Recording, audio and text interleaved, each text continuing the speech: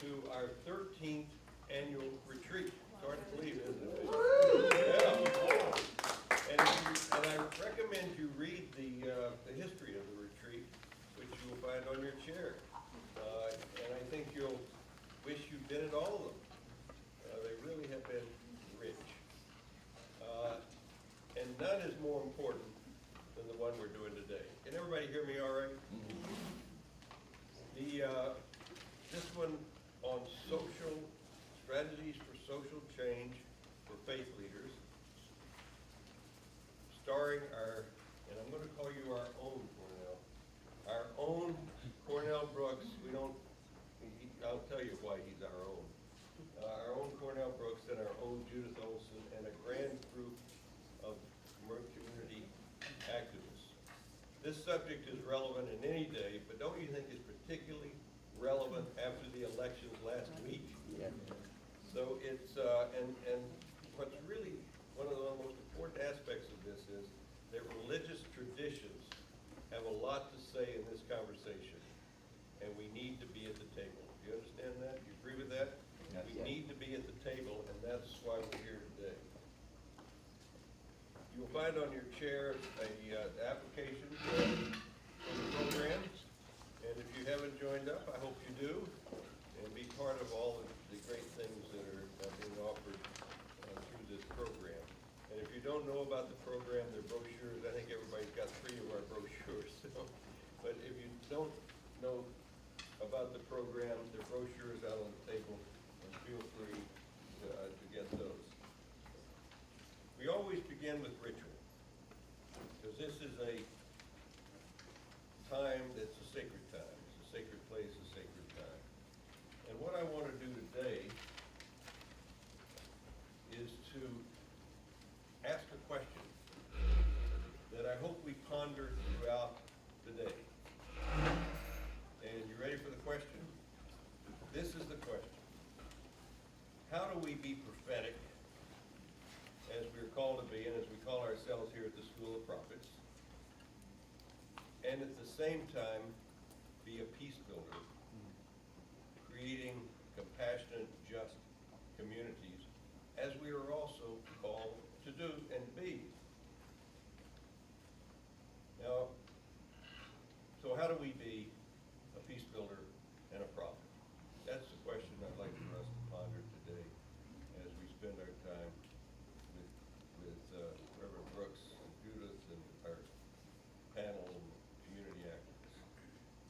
One way of getting at this question is to think about how what prophets can learn from peace builders and what peace builders can learn from prophets.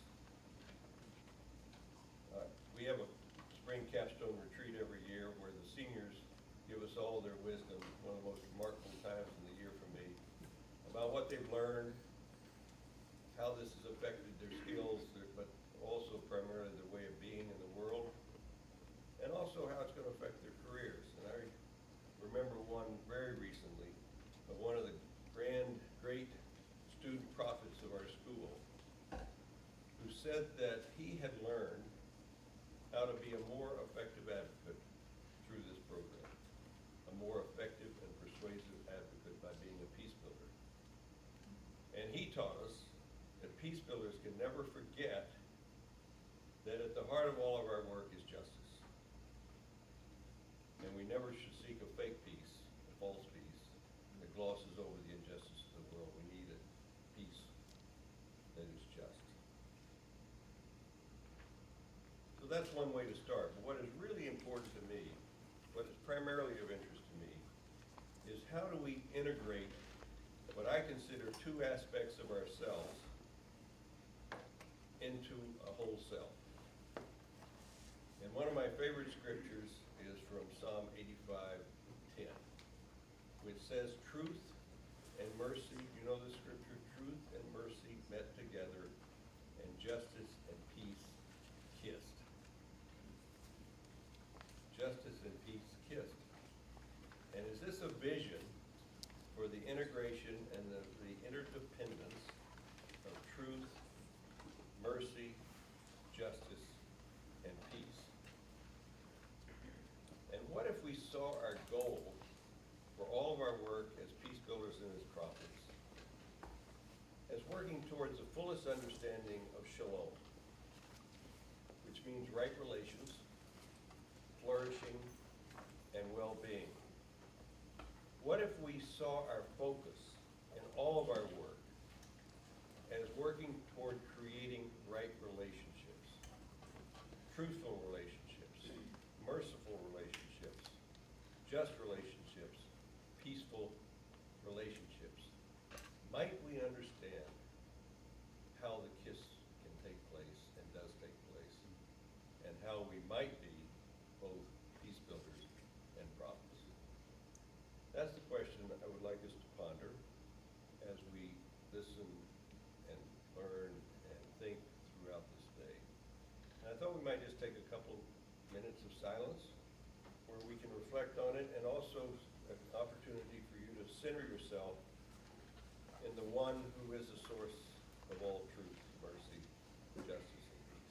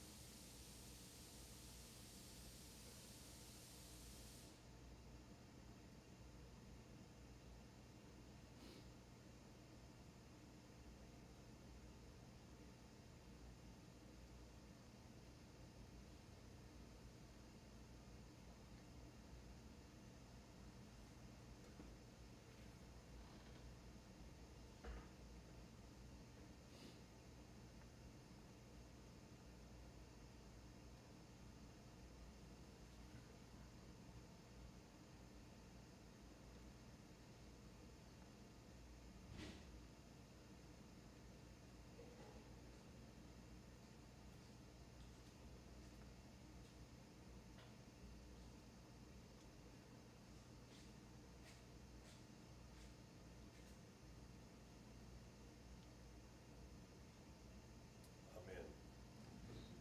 So it's now my pleasure to introduce one whom I do call our own, Reverend Cornell Brooks. He's a graduate of this place and received his Master of Divinity here at the School of Theology. What year was that? Back in the day. 1987. And he also was the visiting scholar here last year, working and at the law school, working in the fields of social ethics, law, and justice movements. I first met Reverend Brooks when he gave me a call. And he was listening to a podcast that I'd done on mass incarceration.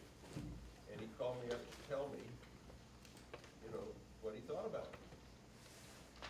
And then a week later, I read in a newspaper that he's the president of the NAACP.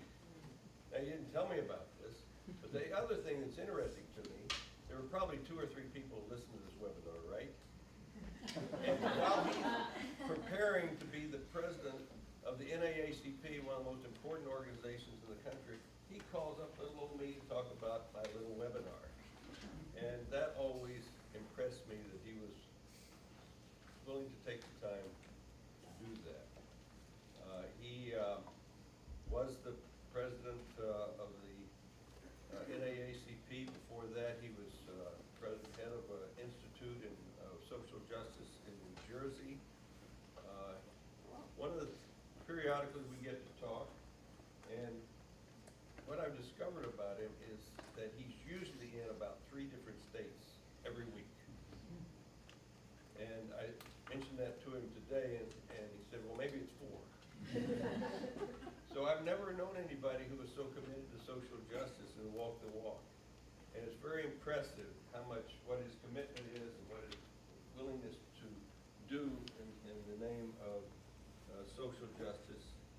He's also an ordained pastor in the African Episcopal Methodist Church. He's a graduate of Yale Law School as well as this school.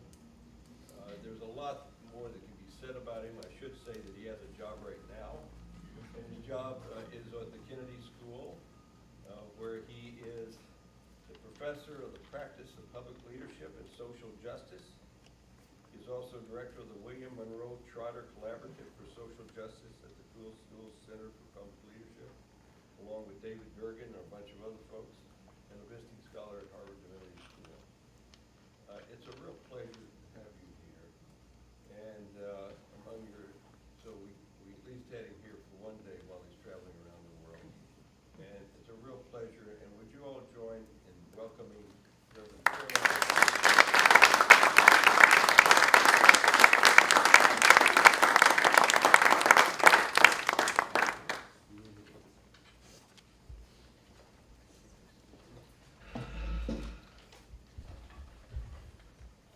First of all, let me just express a word of appreciation to Tom, Judith, Emily, all the members of the this RCT program who put together this retreat.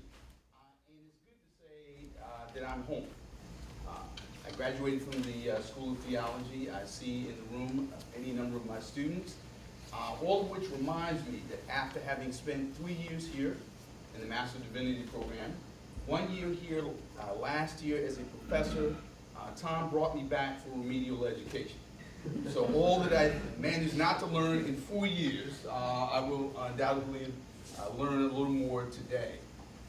I have to say that the School of Theology is a place of love and affection for me.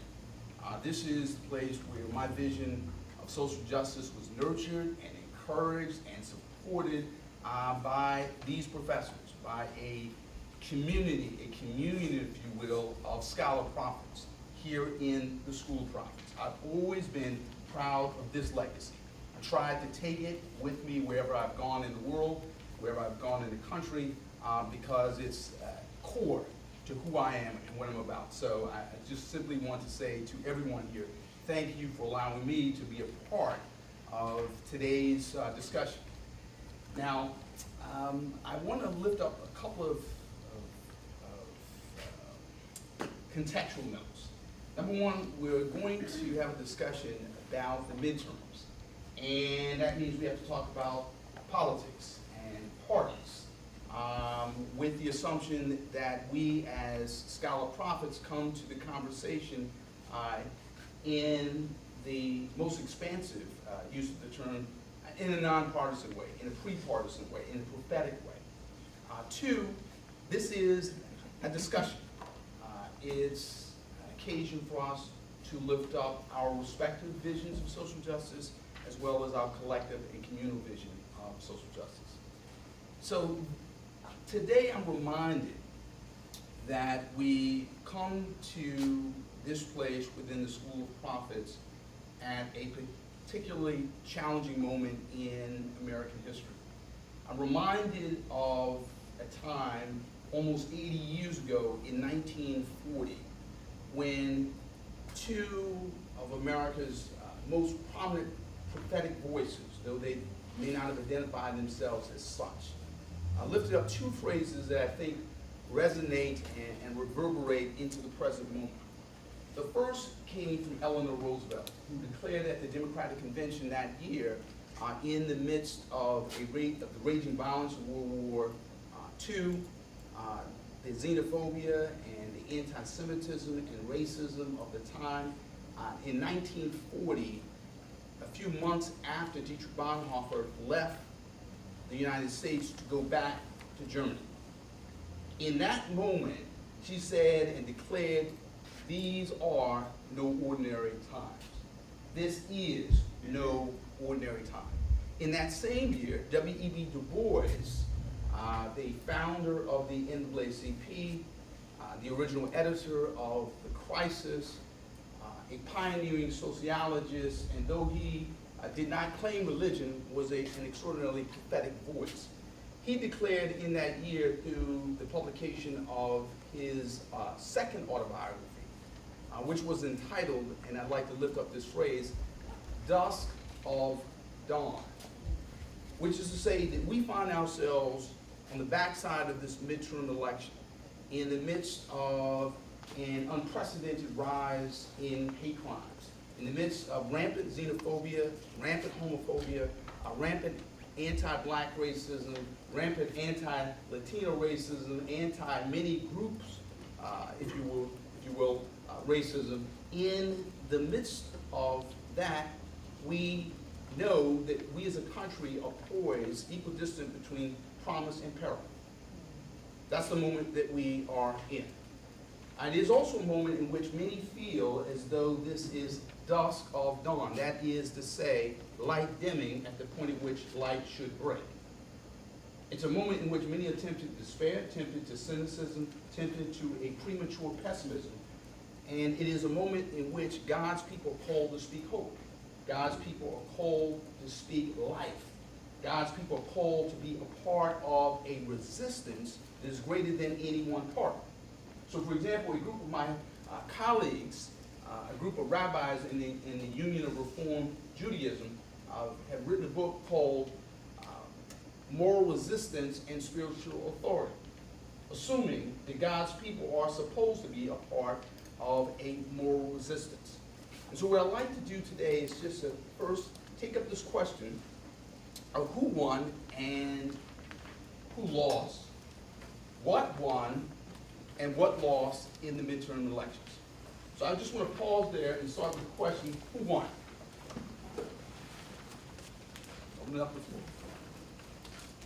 Who won? Lynn's got the house back, All right. so some victories there. Okay. Yes. The people that are former felons in Florida that got the right to vote. That's right. That's right. Proposition 4. 1.5, maybe 1.3. Well over a million people getting back the right to vote. Who else? Yes. Trent's community here in Massachusetts Mhm. continues to find some space for themselves. Here in Massachusetts. Okay. Who else? Who else won? The media made a lot of money. Receiving a paltry pittance from CNN, I think so. So when you lift up a comment or an answer, if you could just say your name too, so we all have to. Sure. It's Duncan Holloman. Okay. Duncan. Duncan. Oh, okay. All right. So the media, no doubt. Who else? David, David. senators in red states, Mm-hmm. Trump supporters won in some significant races, Mm-hmm. in rural areas in particular. Okay. Who else?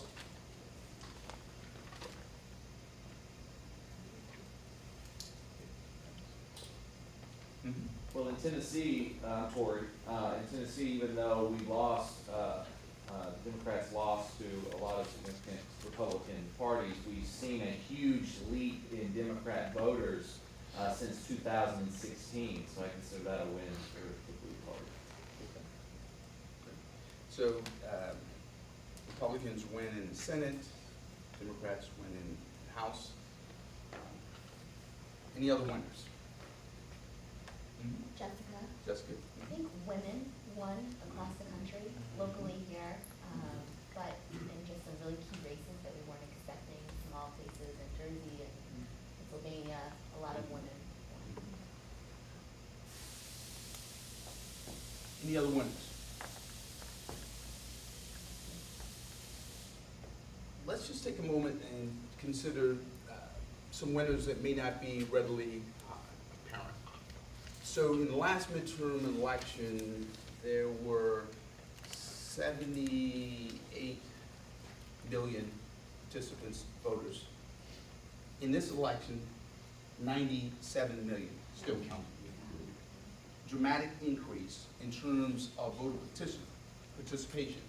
Now this is a victory that is frustrating, a victory that is in fact damning and indicting, because though we saw this upsurge and uptick in voter participation, it was in the face of rampant voter suppression.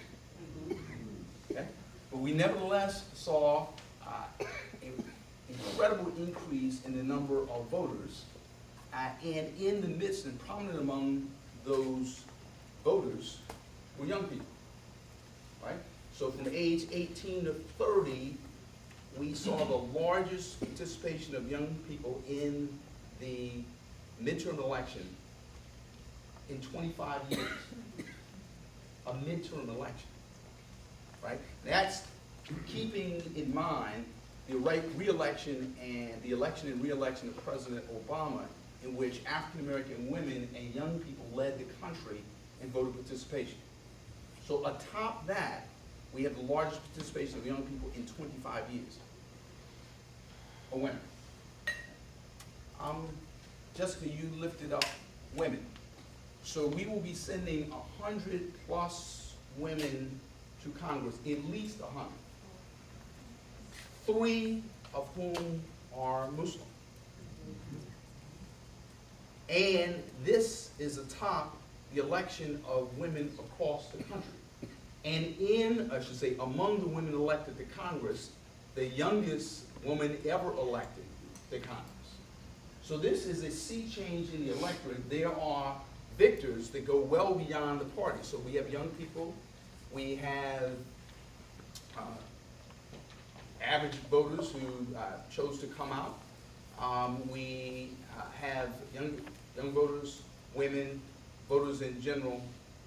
But in the midst of that, we have to take note of the fact that when we say young voters turned out, we're still talking below 50%, well below 50%, right? So by comparison, if we look at some EU countries, Australia, where the voter participation rate is 85, 90%, we have a way to go. Okay? So winners. It was also lifted up that the Democrats won a number of House seats.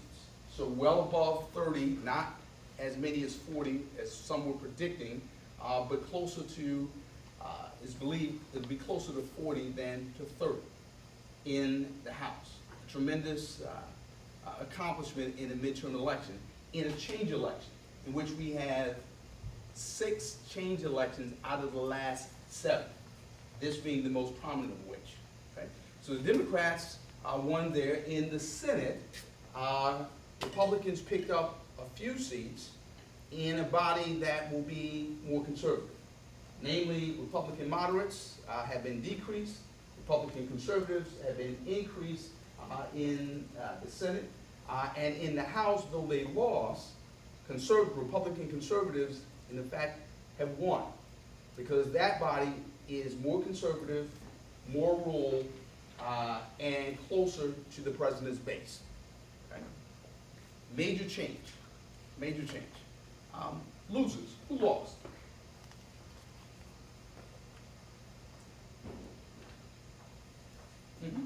Susie, Yes, Susie. civility loss. Civility lost. Say a little bit more about that. It appears, well, doesn't just appear, in order to rally his base, Trump is using increasingly non-civil language and imagery and actions. Okay. Kind of coarsening of public discourse. So just to drill down and not to pick on the president, but when we use the term civility, it can take on a kind of, it can become a platitudinous euphemism that is not fully descriptive, right, of public discourse. So in other words, if in a given week you refer to one journalist as stupid, you tell another journalist to shut up, you're very dismissive, as of, I'm sure, late last night or early this morning, the president, in response to the California wildfires, essentially said these fires have been brought about as a consequence of the mismanagement of the state of California. Perhaps we'll hold federal payments in abeyance, right? Like a ransom note, right? Perhaps not the most sensitive response, right?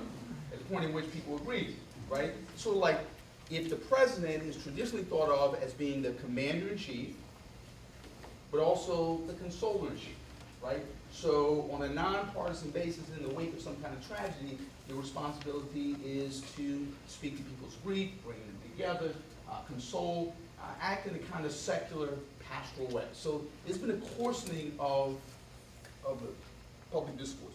Other losers. Mhm.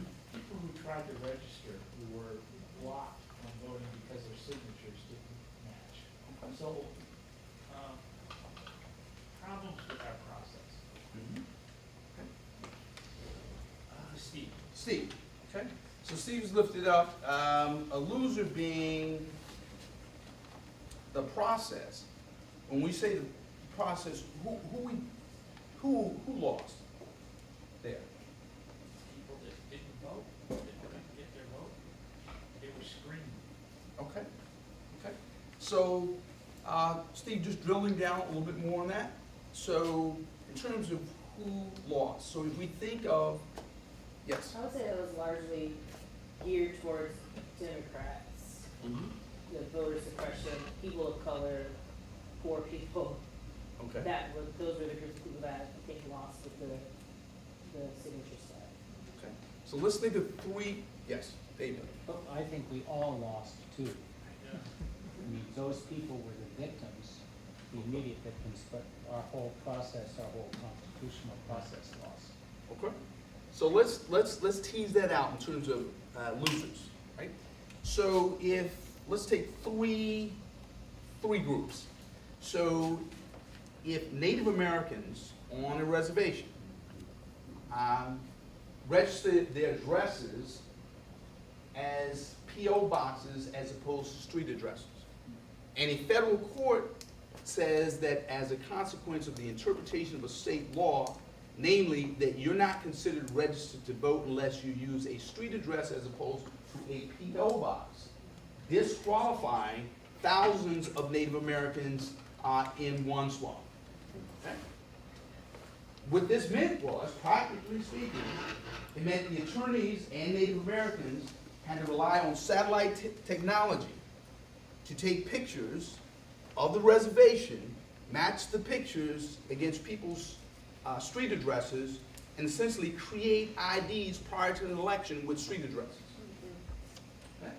Perhaps that's discouraging in terms of turnout. So Native Americans. In one instance, in Dodge City, I believe, Kansas, we have Latinos. In a town that's 80% Latino. They moved the polling place, not just out of town. That's just regular voter suppression, right? You've seen this. But out of town and beyond the reach of public transportation. Okay? That meant that people are discouraged with respect to casting their votes, and also the new polling place was not widely advertised. Okay? So Native Americans, Latinos. Now we get back to what I call vanilla voter suppression, which is black, white voter suppression. That's kind of, generic voter suppression. In the great state of Georgia, right? Where we have, and Steve lifted up, the exact match program. What is the exact match program? How does that work? Anybody know? If one letter is off between what's in the voter registration book and what's on your ID, you can't vote. That's right. Right. So any discrepancy, Cornell William Brooks, Cornell W. Brooks, Cornell W. M. Brooks, any discrepancy between your ID, other records, and voter registration is sufficient to kick those registrations out. And so we know, as a consequence of the Secretary of Kemp's voter purges in excess of 1.5 million, with 53,000 registrations kind of held in a kind of voter registration purgatory. They had to be essentially released at the order of a federal judge, and there were 6 such orders, if you will. Okay? So in Georgia, we have African Americans, we have Latinos in Kansas, Native Americans in the Dakotas, but the point was lifted up that we all lose. How? How do we lose here? Yes. Susie again, and I think that we lose when we're hypocrites, and we say that we want everyone to vote, and they're not, so we're not holding up what we just say we want to do. There's no moral strength in that. So if the right to vote is mentioned roughly a half dozen times in the Constitution, if we lift ourselves up as a model for the world, if no less a figure than Jimmy Carter has literally traveled around the world to monitor elections, and then our own elections, right, are characterized by just rampant voter suppression. Okay? So we lose in terms of the integrity of the process, we lose reputationally on the world stage, and certainly people are disenfranchised. Other losers, please. Please, I think we all lose long term, like, so people who might have had energy to vote and sort of were pushed aside, in the future, I don't think that they would feel energetic to vote again or try again. So then we sort of lose more people over time. One, to that point of voter enthusiasm related to voter suppression. So one of the things that we know is that voter suppression is not only ethnic and racial, but generational, right? So in other words, when we require, as we've seen in any number of states, we require photo IDs, but don't accept college or high school IDs, right? Presupposing that everyone will get a driver's license. So if you are a freshman at Boston University, you are 18 years old, and let's say you don't have a driver's license, and wherever you're from requires a driver's license to register, it's a problem. So by erecting barriers, we're not merely suppressing votes in terms of white versus black and brown, but old versus young. Right? So this is a real issue. Other losers. I think the point you made about the world stage, certainly if America is quote unquote beacon and we tend to try and export democracy throughout the world, then the world also has lost. Other countries who look to us for inspiration or some source of a model get a bad model to look after. So there are other people who, as a consequence of our struggles, are harmed as well.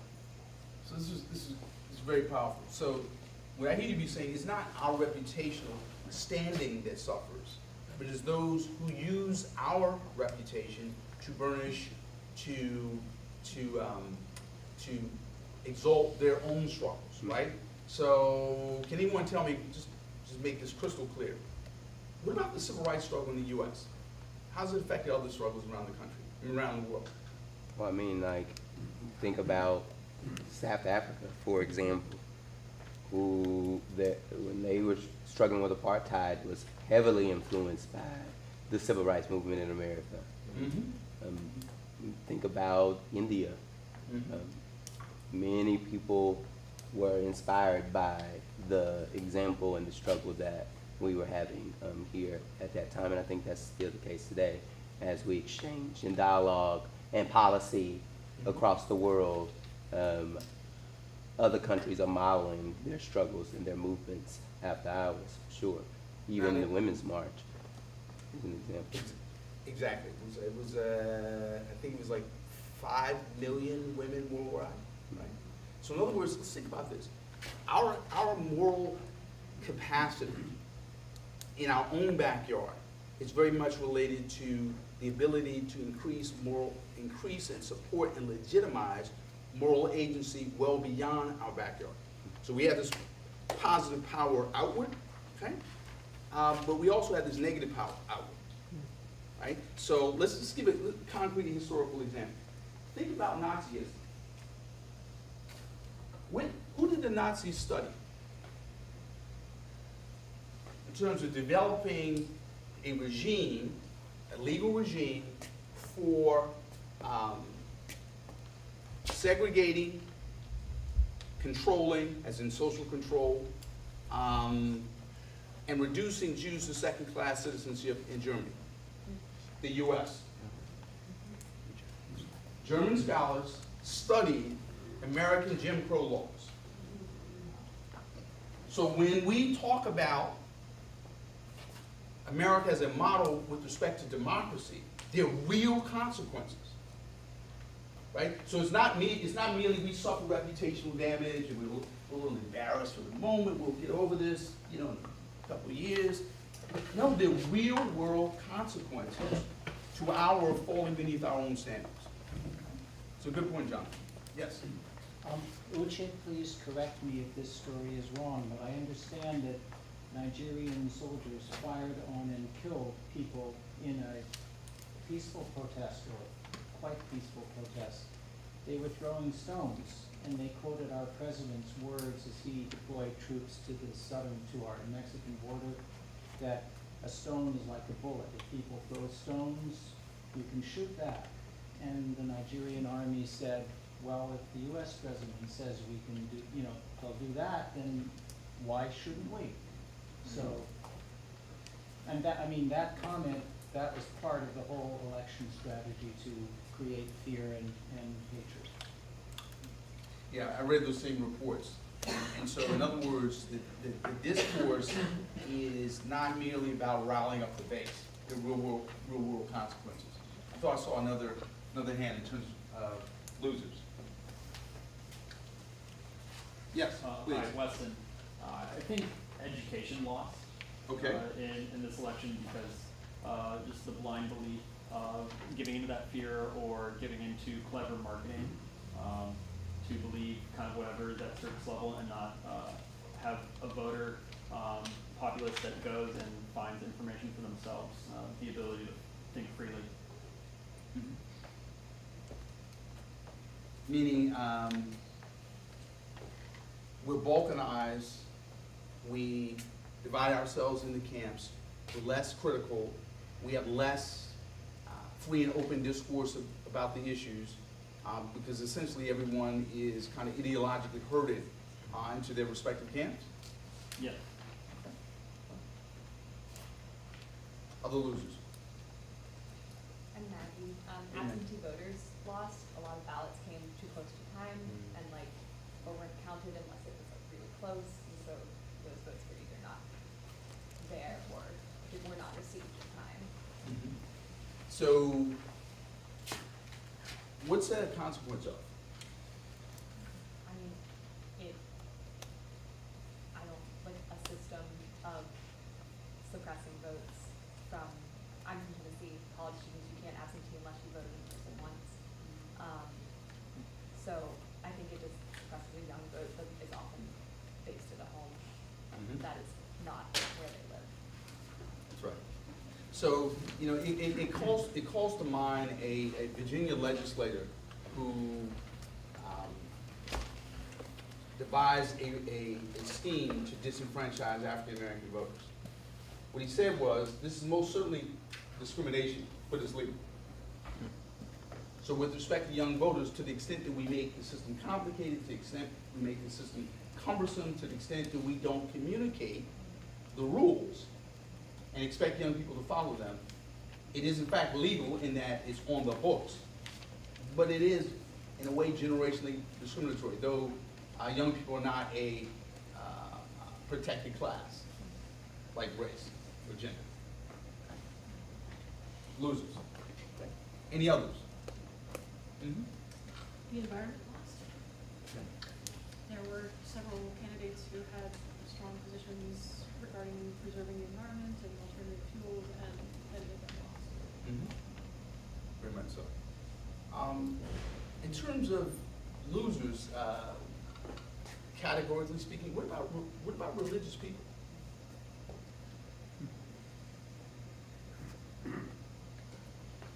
How are we divided up?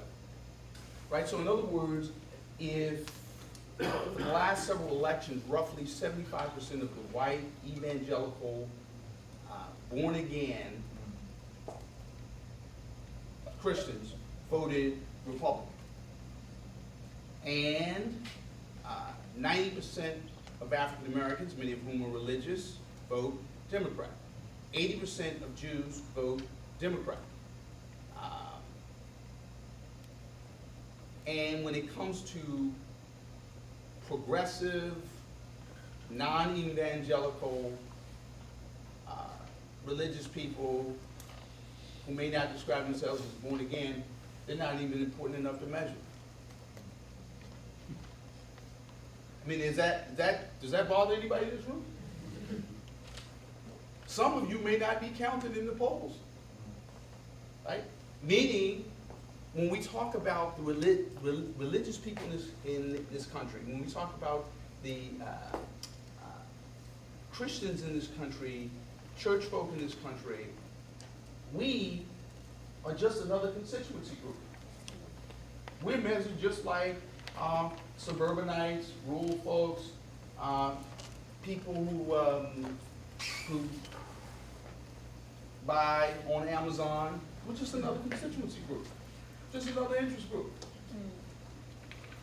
Anybody bothered by the fact that we are niched, sliced, and diced just like everybody else? Some of us are not even important enough to measure. Like, for example, in any polls do you find black evangelicals, black Pentecostals, Korean Pentecostals, United Methodists? In the United Methodist school, I just find it interesting. Y'all don't even show up. In other words, when you look at the Pew polls, when we describe religious people, it's in terms of white, evangelical, born-again Christians. As I look around this room, without knowing everyone's denominational affiliation, if any, that is not fully descriptive of our religious experience. So I then pose the question again, have religious people lost? Can they be considered lost in any significant way? That's not a rhetorical question. I'm really asking.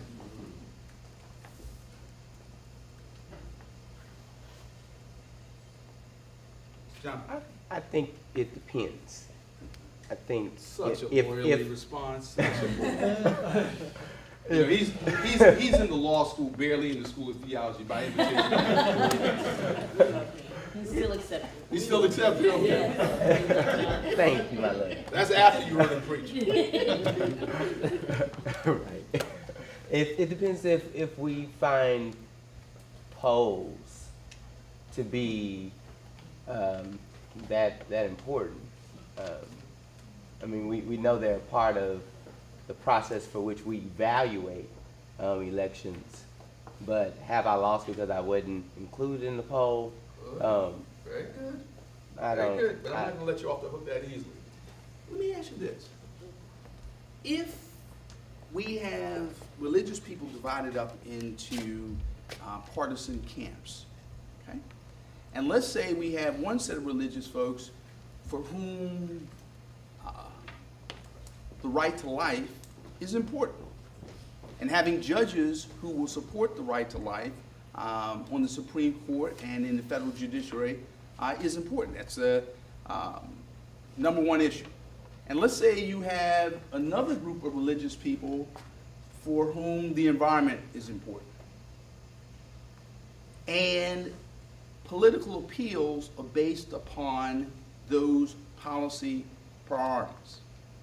Now, let's assume your policy priority is the right to life, and getting a Supreme Court that will prevent millions of abortions is incredibly important to you.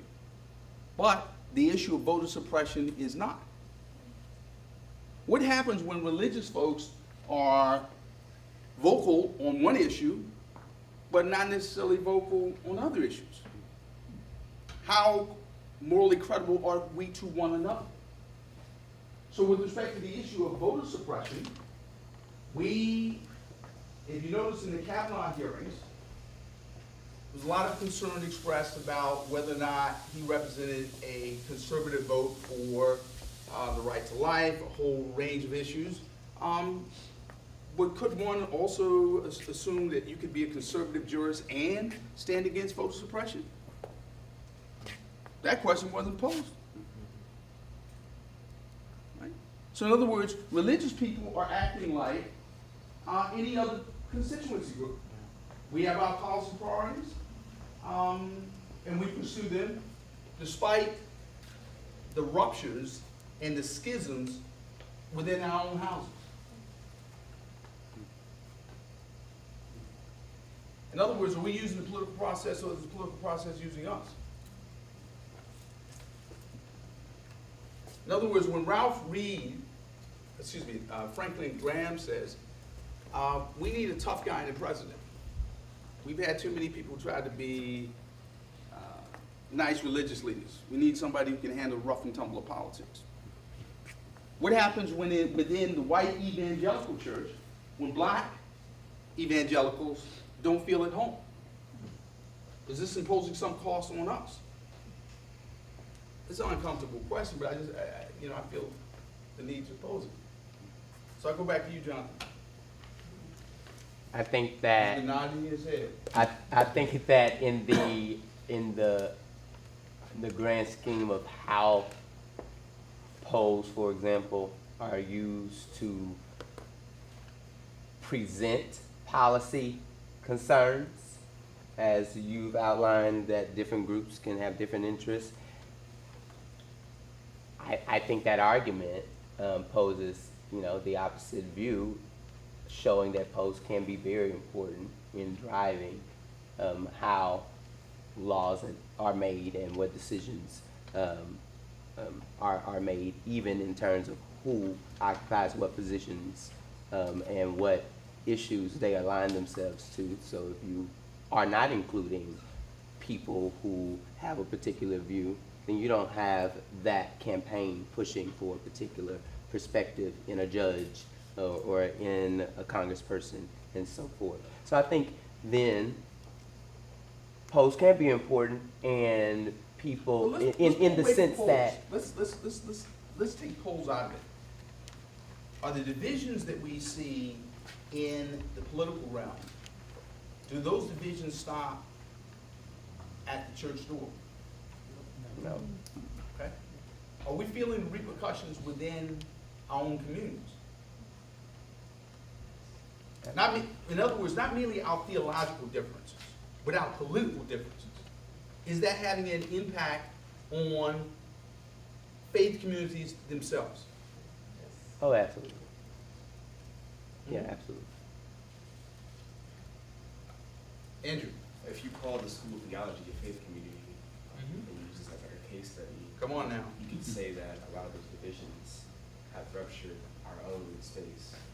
I mean, people don't feel as if their perspectives are heard, especially if they're right-leaning, sometimes because of the way we do things in town halls, or I know when Trump was elected, there was a letter that was drafted by our faculty that was very meaningful, but how do I say it? Explicitly articulated where they fall on the political spectrum. And then we have silence of people here. So I don't know. I want to say that the church is one example, but if we call this school a faith community, then we could discuss what's happened here.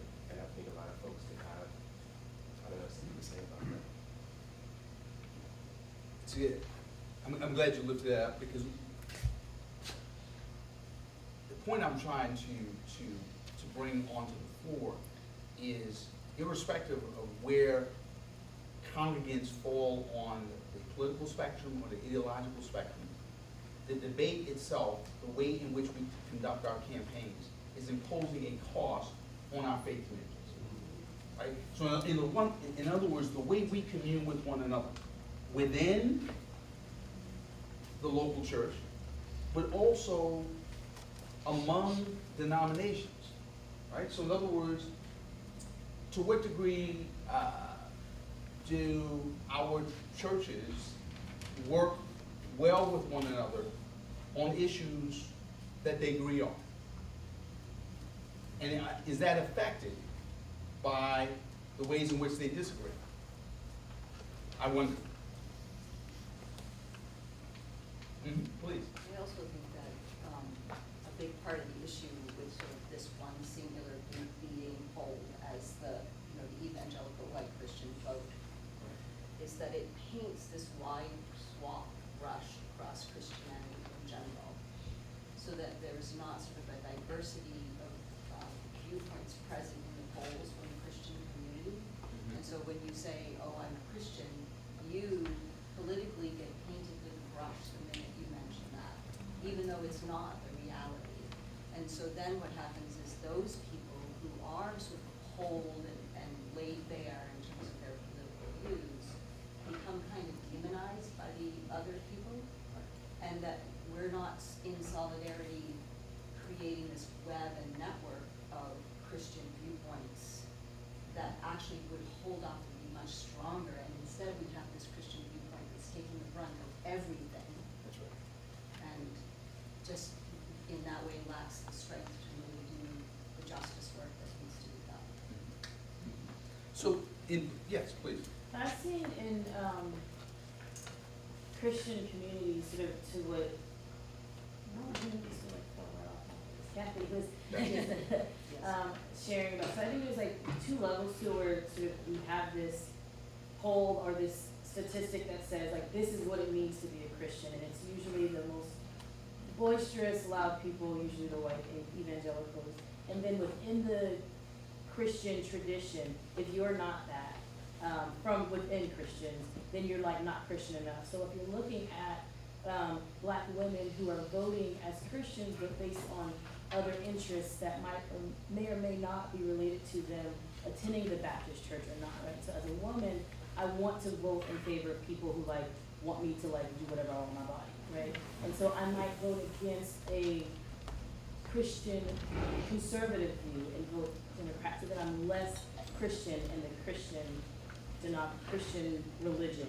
Does that make sense? So it's like, I feel like it's a double-edged sword depending on the levels of oppression you identify with and how you're voting out of those identities from a Christian perspective. Well, you're also raising the issue of, to the extent that we describe our own struggles as intersectional, right? So this intersectionality is represented not only in the multidimensional ways in which we exist, but the ways in which we vote. Voting for or against the majority or consensus view within our communion, or the official view, right? So in other words, to the extent that you have people who are, as in the case of my communion, the AME Church, who are LGBTQ, or in that community and who believe in marriage equality, and the doctrine says something different, that may show up and represent itself in a different way at the ballot box as opposed to what's said in the district, right?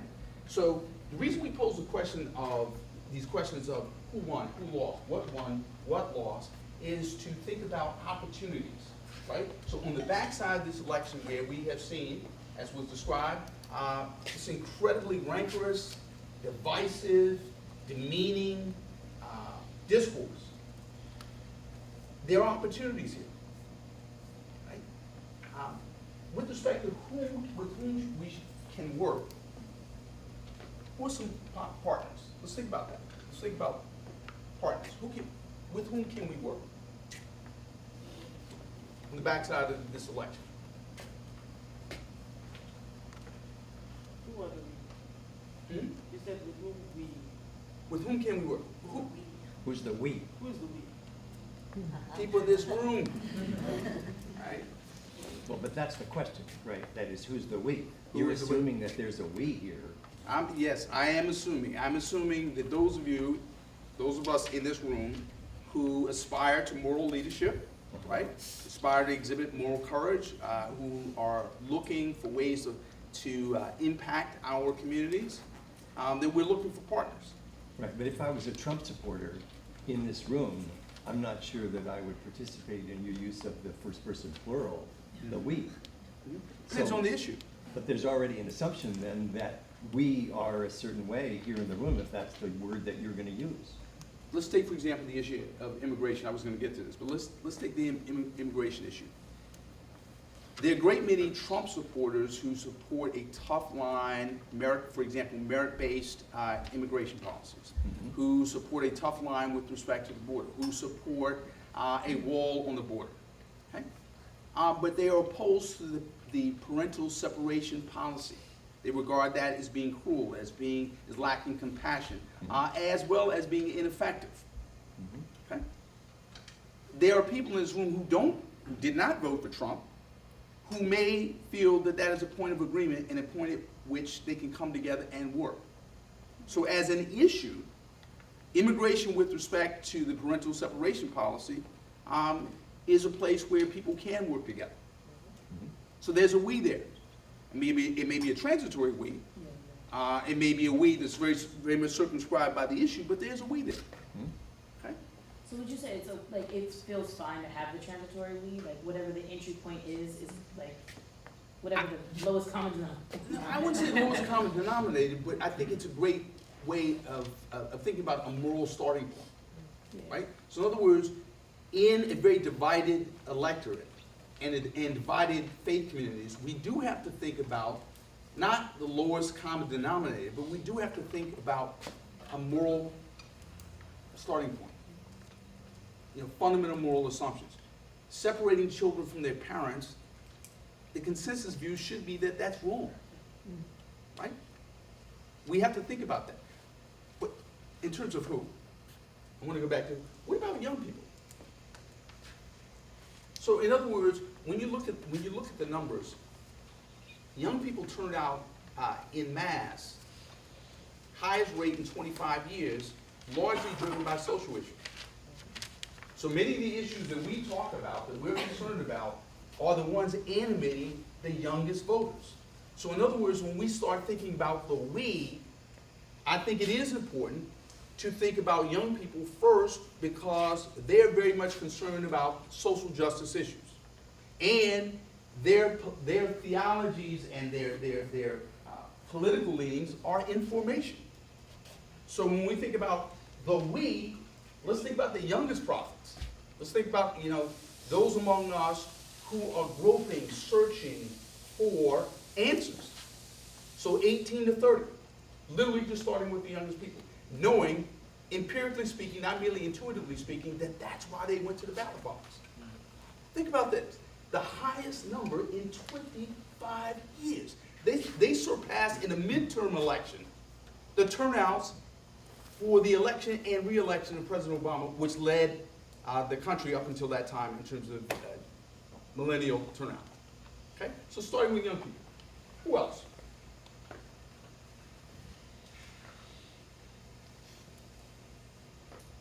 The rural poor. Talk a little bit more about that. Well, as a person who works with them at food pantry, as a person who I work with them, Okay. and it's very difficult for them to find a voice. It's very, the system that they work within is like, you know, constantly pushing down on them and working to give them a voice so that they can actually feel upright enough to combat the sort of all of these boundaries and structures that are being put on them to, or that they theoretically, the ladder that they're supposed to climb that's missing all of the middle rungs, right? So that they can find a way to advocate for themselves and also tell us what they actually need. You know, because I think we make assumptions about what they need and we do things for them instead of bringing them in and giving them the resources they need to actually be lifted up. Okay. So, we talk about young people, and when we talk about the rural poor, we know in the context of political campaigns, frequently the language is guns and the Bible, right? So those of us, I'm from South Carolina, I went to college in Mississippi, born in Texas, I think I kind of get the South. Generally speaking, going back to the days of Reconstruction, we've used cultural appeals to reach white rural voters. So what I hear you be saying is something that's more genuine, right? That really goes to the struggles that people are going through.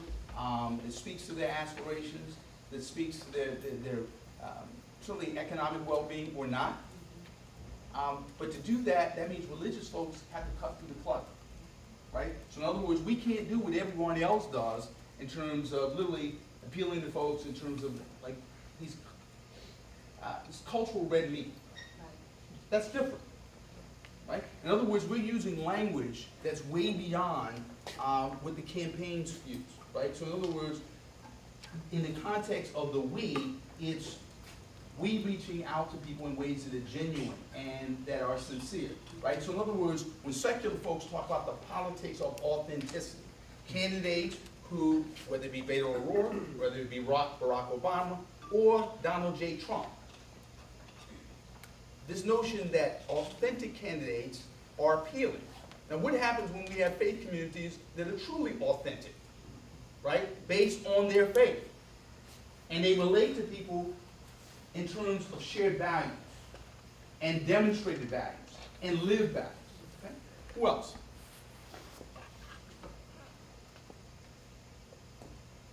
Would it make a difference if we thought about the fact that that Protestant voters, for the first time, don't represent a majority of the electorate? And if we thought about the fact that unaffiliated voters, those folks who are not associated with any particular faith communion, don't necessarily go to church, that percentage of the electorate is growing. Might we think about unaffiliated voters, folks who are looking to participate in social justice struggles, who are concerned about social justice issues, but who don't find themselves in a church in a way as a mission field? I pose the question. Like, do we want to rub shoulders with, God forbid, secular people? But listen, think about this now, because for us to start thinking about the who of the we and who are the people we might partner with, when we look at what part of the electorate is expanding, right? So Protestant voters are less than 50%. Jewish voters, basically the same, 2-3%, right? Catholic voters, roughly the same percentage of the electorate, evenly split. Unaffiliated voters growing.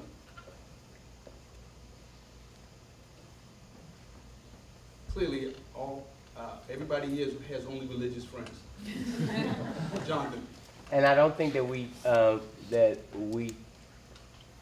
like if you go back and you think about it from party perspective, Democrats versus Republicans, I don't think that Democrats can stop trying to work with Republicans, and Republicans cannot stop trying to work with Democrats. And because certainly around issues and issues cut across sides, I actually think we need to be working to deconstruct our party system, period. I don't think classifications help us much, and always I heard agree. some snapping. What? You're asking more? I don't, but you have to finish your thought. No, because I think classifications. Then I want to hear from the amen corner. Yes, I want to hear that amen. I think classifications divide us, and they always create destruction. I don't know many classifications or instances in which classifications have been instituted where we've gotten much good out of it. Okay. So turning to the issues, go ahead. I'm just saying, he said everything, I'm just saying amen. Amen, amen. All right. Turning to the issues, let's think about, we talked about what lost and what won in the last election. Let's think about the issues, right? In terms of places where we can bring people together, right? In terms of moral leadership. What about immigration? That's been used as a wedge issue, right? But we saw with the parental separation policy a crack in that wedge issue. No takers, huh? Yes. Does it make a difference when religious people come to the table talking about the issues in ways that are not partisan? In other words, when we use words like compassion, when we talk about families, when we talk about children, as opposed to merit-based immigration systems, as opposed to what the regulations say and how the regulations should be interpreted in terms of separating children, serving as a disincentive for immigration, whether or not you process the asylum application before the people get to the border or where they come from. We have the language to cut through the legal and regulatory clutter to reach people's hearts. It is frequently underestimated. And that issue, I should say, that parental separation policy, you saw a shift, right? Not looking at left or right, not demonizing left or right here, but you saw a shift among those folks who support a strong immigration policy, or at least an anti-immigration policy, anti-immigrant immigration policy. Please. Yeah, I'm Kelly. Yes, Kelly. I think one of the most powerful ways to cross beyond these ideologies that often are so divisive is to humanize and have stories on the other side of the wall, whatever the wall is. And I think that's a great example of how seeing the families, the people, the stories enabled kind of soften the hearts of the positions that people were standing behind. And that my hope is that we can do that across a lot of numbers of issues. And also I believe in the Democrats and the Republicans needing to work together somehow. I don't know exactly what that would look like, but at least appreciate something that's the other perspective on the other side. We'll talk a little bit more about this after the break, but faith communities have the ability, I think a superior ability, to generate and create narratives, right, that are readily translatable, right? In other words, each party has its own vocabulary, right? One party says abortion rights, the other party says pro-life, right? They have their own vocabulary, and it's poll tested. We, on the other hand, have the ability to not only create narratives, but to sustain narratives. So, for example, when the polls made clear that like tens of millions, hundreds of millions of American voters go to church, go to some kind of religious institution at least once a week, several times a month. We represent the only institutions in America that create narratives, sustain narratives, and have the ability to perpetuate narratives. Now, somebody needs to think about that. So in other words, you don't have to ramp up every 4 years, every 2 years, consult your pollster to come up with a narrative. We kind of like have that. It's like in the Gospels. We got our narrative.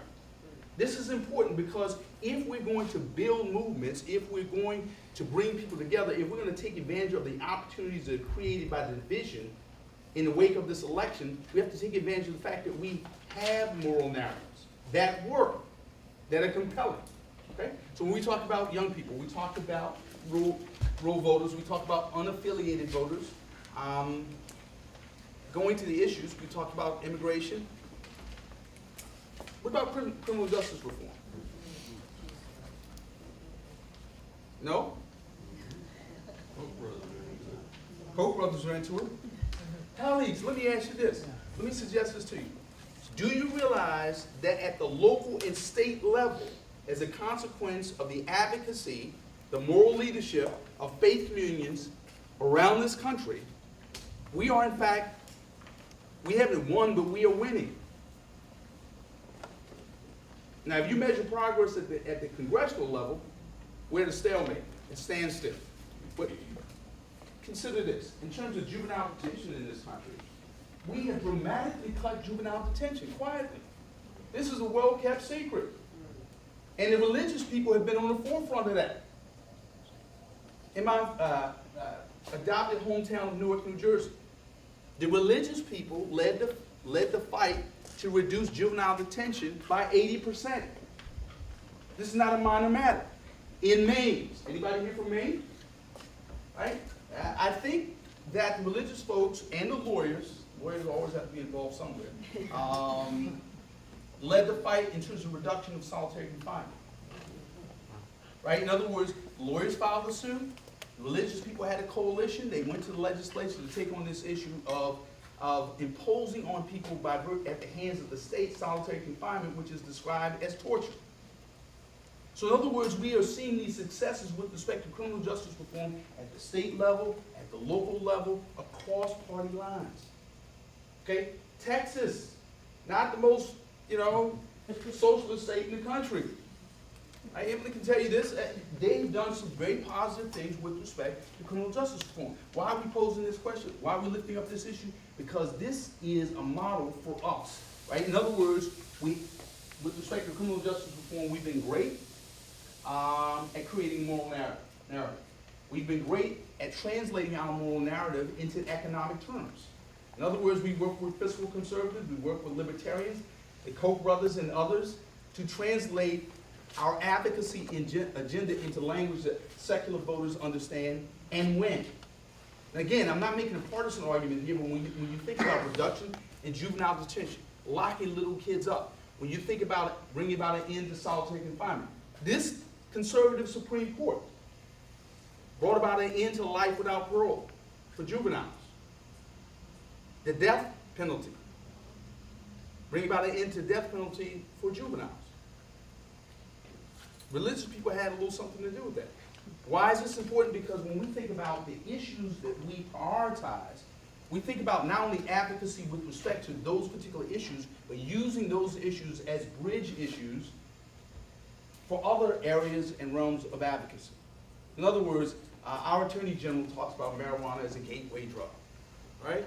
Okay, I don't know the research on that, so I can't comment on that. But are there gateway issues for religious people? Let me answer my own question. If you think about some advocacy with respect to criminal justice reform for children, it opens the door to conversations about other kinds of reform. I don't think it's an accident that we dramatically reduce the juvenile incarceration rate, even as we're struggling to reduce incarceration rate with adults. In other words, we started with the most sympathetic victims first in terms of this era of mass incarceration. Please. Then you also, so many things to say. I'm so excited I'm here, and I gotta admit, I was so tired coming in. I'm glad you were awake now. You're awake. Everybody else feel caffeinated? I feel that, I mean, I know you're going in a little different direction in terms of like, you start with the, sort of the children and that expands to the adults. But I even think like, staying with the children, if you sort of make different policies for how they are punished, you create education systems, you create job access for them in the summer programs. I actually used to work at ECHO on the, she's gonna be on the panel earlier, and so things like GBIO and ECHO that are these faith-based community organizing initiatives that really bring, you talk about that moral narrative, it's really built out of relationship, right? So there is some self-interest in like, oh, you have a kid, I have a kid, oh, I don't want them locked up. There's that, but then it's deeper than that. Like, what is the moral narrative within the Christian tradition, within the Jewish tradition, with the Muslim tradition, and how we bring that together and find a sort of a value that undergirds all of that. So then we can go to the State House, we can change these policies. So I think it's, all my answer is always gonna be, it's relational. It's about deep relationships that are not solely like, oh, I know you, so therefore I'll support you, but like, I'm really standing on some like solid moral traditions that say, I have no other choice but to support and love you. And I think we just need, I mean, I really appreciate this call for the Christian community to really be sort of living into this moral foundation that we have, because I don't think we always do because of the other very clouded things that go on in our lives, like, you know, at work and all the things that we say that are excuses. But I'm just saying, I'm so grateful and I appreciate what I'm grateful for what you just said. You're lifting up, I think, the place we're in. To your point about relationships, okay? And the power of our narrative. So those of you who've been in my class will recall this, right? So we in our religious traditions believe in redemption, right? There's a sociologist by the name of Albert Blumstein who did a study called the Redemption Study, which essentially says that if a person who's committed a crime goes a certain period of time without committing another crime, they're no more likely to commit crime again than anyone else in the job market. This notion of statistical redemption was used with religious redemption to pass ban-the-box laws. So in other words, you had clergy standing next to sociologists arguing for reduction in the penalties and the barriers people face in terms of employment, but also sentencing. In other words, we don't need to lock up people forever past the point in which we are meting out punishment in ways that are harmful and that lead to greater recidivism. Now, why are we lifting that up? Because our religious notions sometimes have to be translated, but they can be very, very powerful, right? So, criminal justice reform, immigration. What about gun violence? think about this. Now, this is a seemingly intractable issue.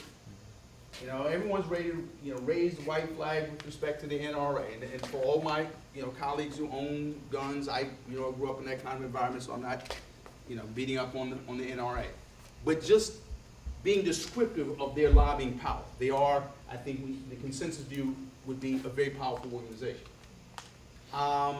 And let's stipulate that this is not a conversation about the whole-scale confiscation of the 370 million guns in this country. So let's stipulate we're not going to be able to confiscate all of them tomorrow, okay? But can we have a conversation about gun restraining orders? Right? So in other words, if a person demonstrates that they are a danger to themselves or to others, what means do we have to keep them from access to a gun for a period of time for assessment? Is this a reasonable question to pose in the wake of the Tree of Life massacre, in the wake of the Thousand Oaks massacre? Might be a reasonable question to pose. The point being here is religious folks, I believe, are in a place right now on that issue because I believe we may be reaching at some point soon a tipping point where people want to have a conversation about what can be done. And in the next hour, we want to talk about some strategies about what religious people can do. But I just want to lift up a couple of issues. So immigration, gun violence, criminal justice reform. Last note here, hate crimes. So if we think about the fact that the number of hate crimes has dramatically increased against Jews, particularly Muslims, that's just off the chart. I mean, that's just incredible. And Americans, if you've noticed, in the wake of horrific hate crimes, what do we see happening? What's the immediate response? We stick to our people. We stick to our People people? stick to their people. And my sense is that hate happens, we like do the mourning, and then it's like, I'll speak for myself. I find myself sticking to my people. I find myself nervous around white men. Okay. I haven't felt that in a long time. But like, I'm gonna hang out with Gucci, I'm gonna hang out with Sadiq and Dash, because these are my people. So I feel more, Safe. yeah. Safe. Okay. What about in the wake of the Tree of Life synagogue massacre, where Muslims, the Muslim community starts a GoFundMe account that I think is, what, at 300,000? Yes.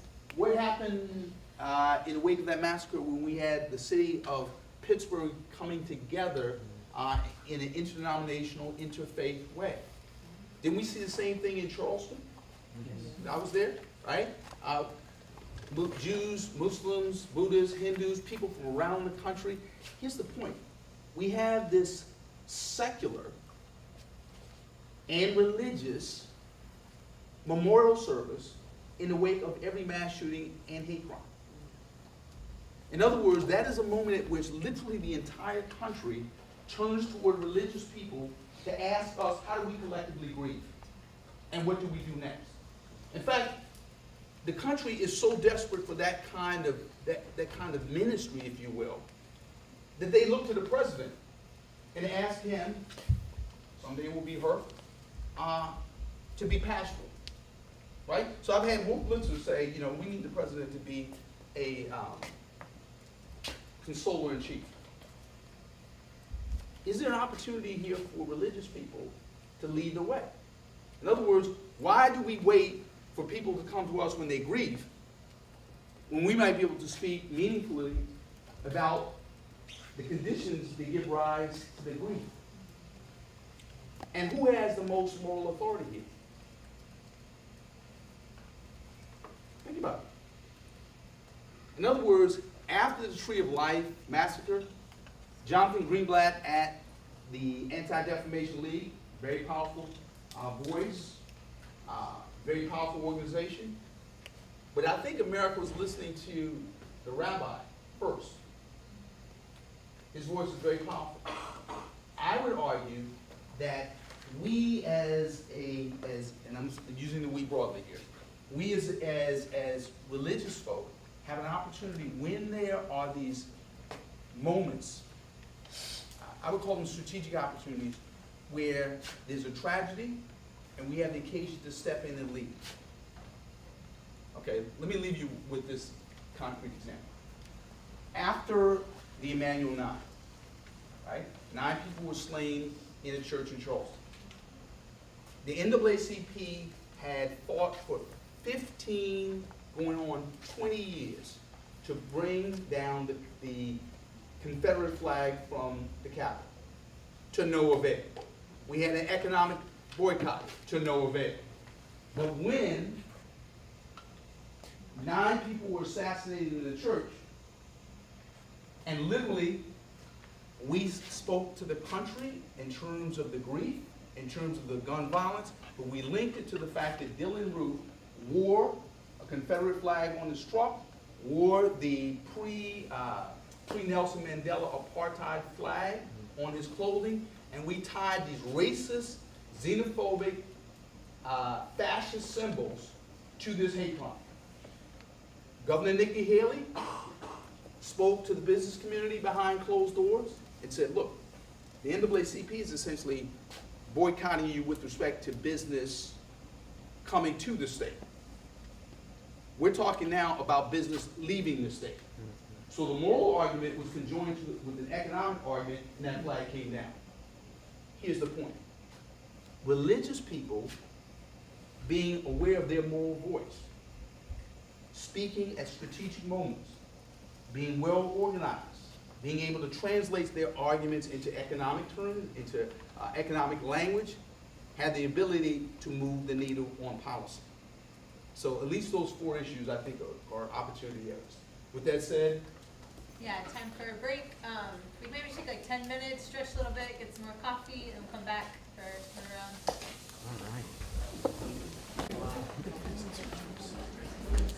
We're ready for you.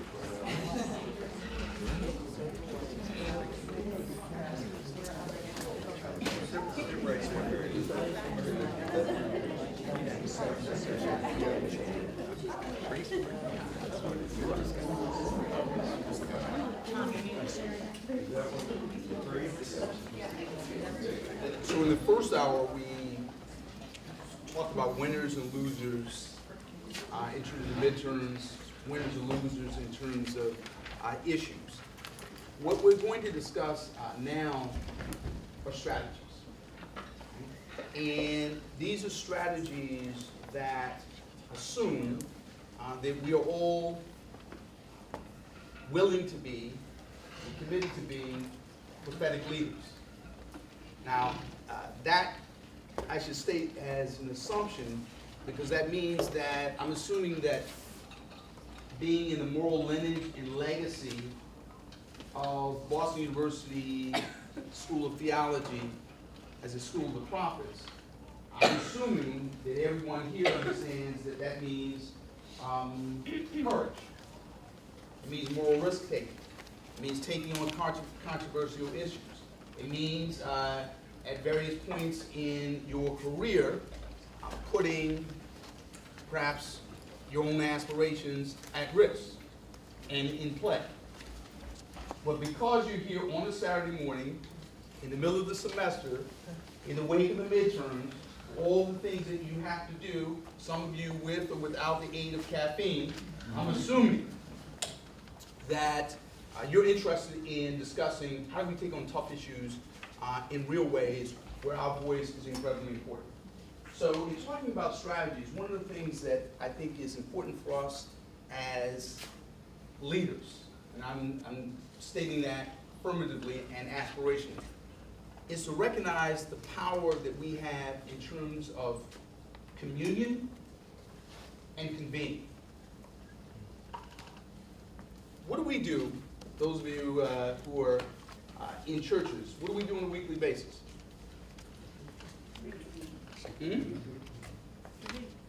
We what? Convene. We convene. We bring people together for worship. We bring people together for fellowship. We bring people together episodically to deal with grief to baptize children or adults, to participate in liturgical celebrations, we convene. This is something we do, we well understand. We understand how to put together worship services, programs. We understand well how to bring people together and create community. Now, it's important for us to recognize what we do and what we do well and what we do distinctively, if not uniquely.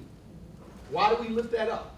Because in the realm of public policy, in the realm of politics, you have a gift that very few people have, which is to say, if you go to a town meeting convened by your local congresswoman or congressman, or say, I should say representative, those are not necessarily designed to bring people together.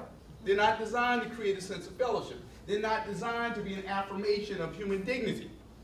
You, on the other hand, as leaders, have this gift, this skill, and this ability. This is critically important. Why? When it comes to public policy, when it comes to politics, here's what I've noticed.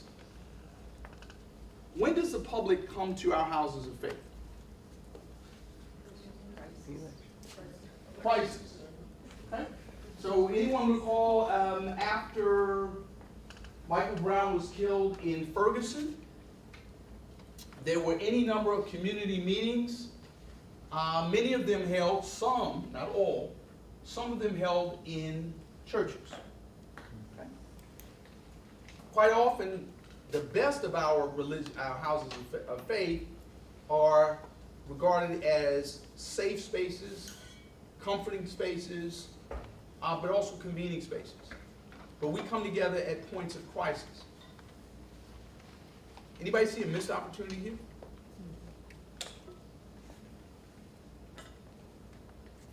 Talk.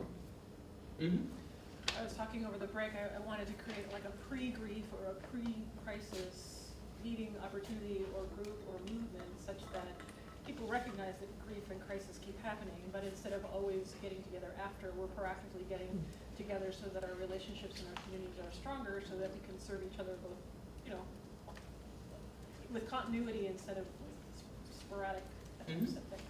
So in other words, what is episodic and unpredictable can in fact be routine, sustained, thoughtful, organized in terms of convening around issues.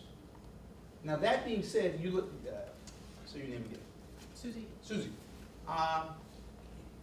You lifted up something I think that is incredibly important, and I'm not sure how many religious leaders realize that they have often in abundance. Capital. Social capital. Okay, in other words, Steve, if I'm your senator, you know, I send you mail, you know, you may see a commercial every 6 years or so. You get a letter from me with my picture on it.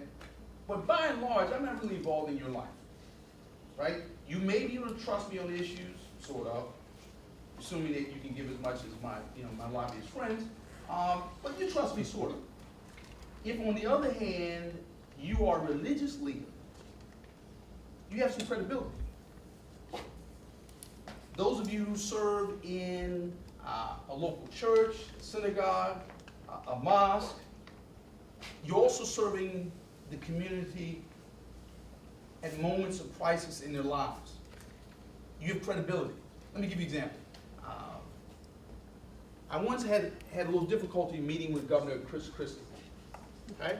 We wanted him to meet for an important piece of legislation. We met with the Attorney General, we met with the Chief of Staff, various potentates and figures, but not the governor. I was having a difficult time meeting with the governor on an important piece of legislation. So I reach out to a group of pastors. True story. The pastors tell me, well, what time do you want to meet with the governor? I said, well, Monday would be nice. They said, what time do you want to meet with the governor? I said, 3 o'clock. I show up at 3 o'clock. Governor Christie shows up with his security. We both sit down. The ministers are supposed to be there. We talk about the legislation for about 45 minutes. The ministers come in 45 minutes late. They say to the governor, we want what Cornell wants. Meanwhile, we got to get to our Bible study. We're out of here. That's the power you have. Why? Because when you baptize children, when you counsel someone through a divorce, when you serve them food, when you demonstrate radical hospitality, it builds up credibility, builds up social capital that can be used in a constructive way to advance public policy in ways that are prophetic. So when we get back to this question of convening, the power of convening, what we're talking about here is bringing people together using your social capital in ways that are constructive, that are legitimate, that advance ministry. Now, when we say convene, what do we mean by that in terms of public policy? Talk about some of the kinds of convenings that religious folks engage in. Beyond worship. I'm talking about worship. Meetings with legislators. Convenings of legislators. Now, what happens when religious folks convene legislators? What do they do? I'm sorry. I'm sorry. When religious people convene legislators, what do they do? Describe, set the stage. Yeah, Paint the picture. they typically have to contact the office, secure a meeting time with the legislator or their staff, and then they have to bring together a group of hopefully interfaith people and organize the meeting, talk about who's going to say what, talk about what's key to say, usually have only a short period of time. So it's a really convening in a very organized manner. Okay, so now, Jude lifted up convening when we go to them. We have our agenda typed out, we're dressed well, we walk in together, we talk to the senator representative, but that's an office meeting. I'm not talking about that. All right? What about when they come to us? Usually food. Food. Food? We do that well. Okay. Sometimes we have candidate debates, right? We will invite elected officials around election time to come and share their perspectives with the congregation and the community. That's good, but that's not what I'm talking about at all. Why is that necessary but not sufficient?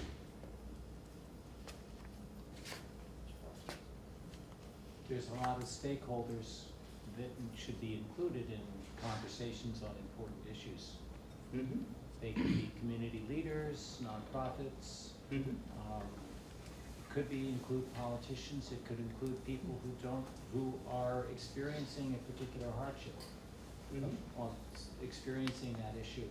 Brian brought up opioid addiction, for instance, is another issue that seems to cross lots of class and party and religious lines now. And churches have a pulpit, literally, to convene a group to talk about this, what's happening in our communities and how might we address it, and to bring in a whole lot of people. And if a politician is there, maybe it should be to listen. This was the paid commercial right here. I can probably go home now. When we conduct convenings, we have to act like we have power. We have to act like we have power. We set the agenda. We bring the relevant stakeholders to the table. We create the policy framework. And the politicians are coming to us to listen, not merely present. Why is this important? Because too often, our houses of faith become places where politicians come to speak and we listen. Okay? The Sunday before the Tuesday, first Tuesday in November, we sit beneath the pulpit while the politician speaks to us about the kingdom that they're about to deliver following the vote. We've not had any conversation. We've not set the agenda. We've not been responsible for creating the policy priorities. And what we're suggesting here, David, is that we bring the politicians to us. We bring the community stakeholders together. We create the audience, we create the agenda, and we set the table. This is critically important because it upends the paradigm. So in other words, what we see quite often is religious folks will convene the best of them, their advocates. And then the advocates get together and they go meet the politicians. We, on the other hand, are missing an opportunity to demonstrate our power when we bring them to us. Okay? This is critical. And now this happens with the most sophisticated advocates, right? Don't feel bad that you have not done this, because we do this all the time. A senator will say, a representative will say, that's a nice thing, I really don't have time. You create the audience, an important enough occasion, bring enough media, people show up. In other words, we have to act like we have power, okay? So we have the capital, we have the convening ability, and we also have the ability to be, second point here, to be ambassadors and emissaries. What does that mean?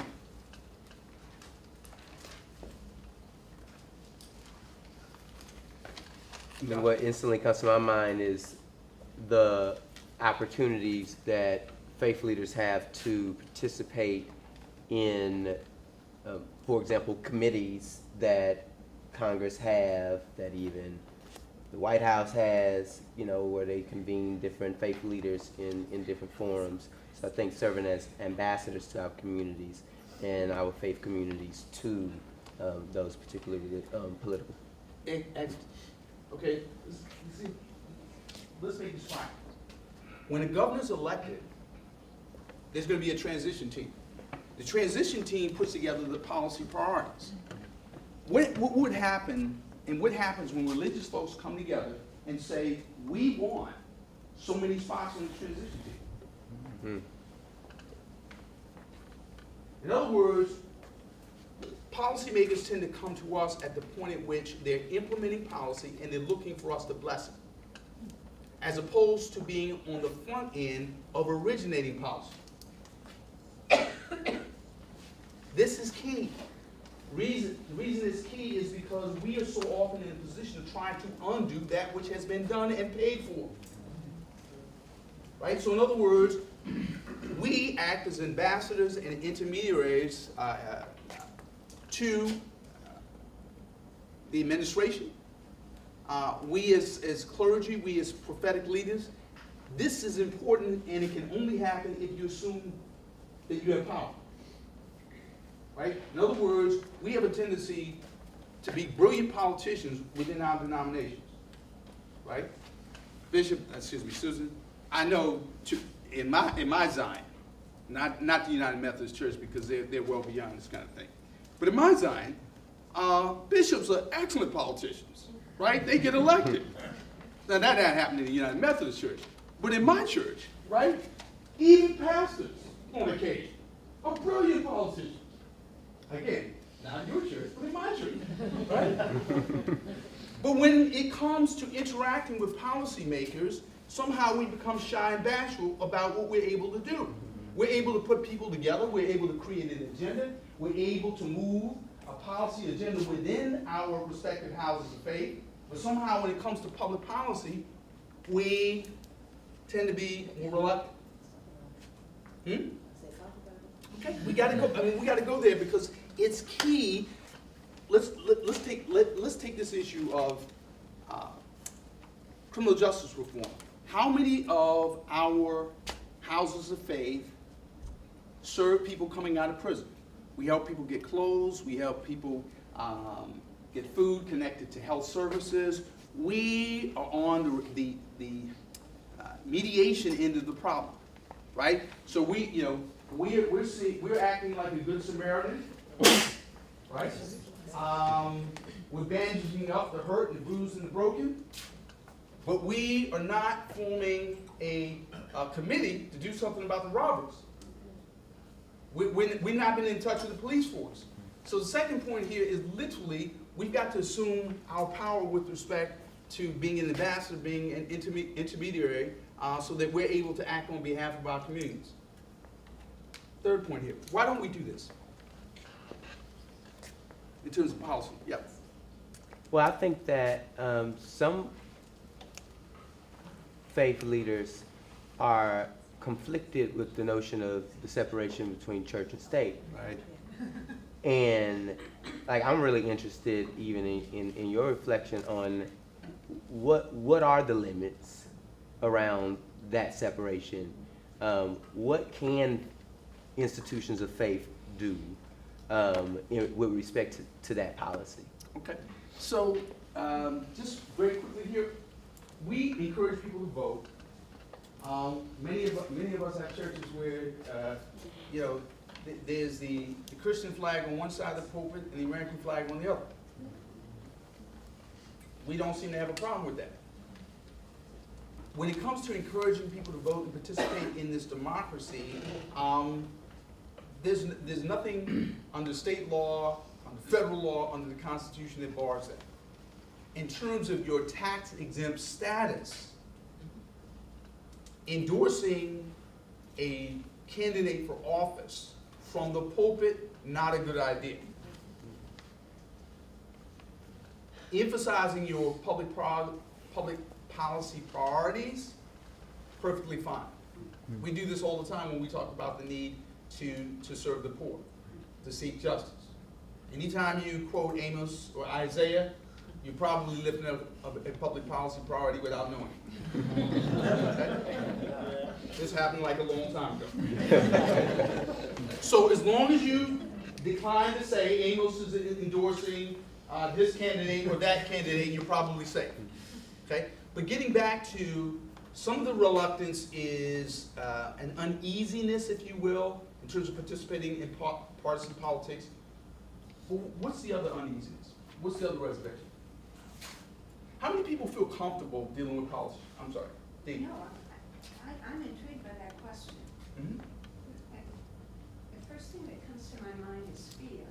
Mm-hmm. Fear of not knowing enough and not wanting to put the effort in to know more. Mm-hmm. Fear of being ineffective. Fear of stirring conflict within our own communities.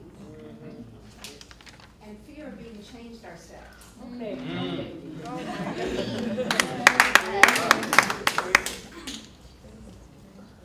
Not her church, but my church, we would say preach. Okay, so fear of not knowing enough, fear of stirring up division within the house, and a fear of being changed ourselves and being ineffective. Yeah, I want to add to that there's always a risk for different communities. I come from a community that's mostly undocumented by next folk. And so there's already an assumption that we don't have a vote, right? So our stakeholder in this whole conversation is pretty low in that sense. And then the risks of mobilizing and coming to the front line of a political movement are also very high, right?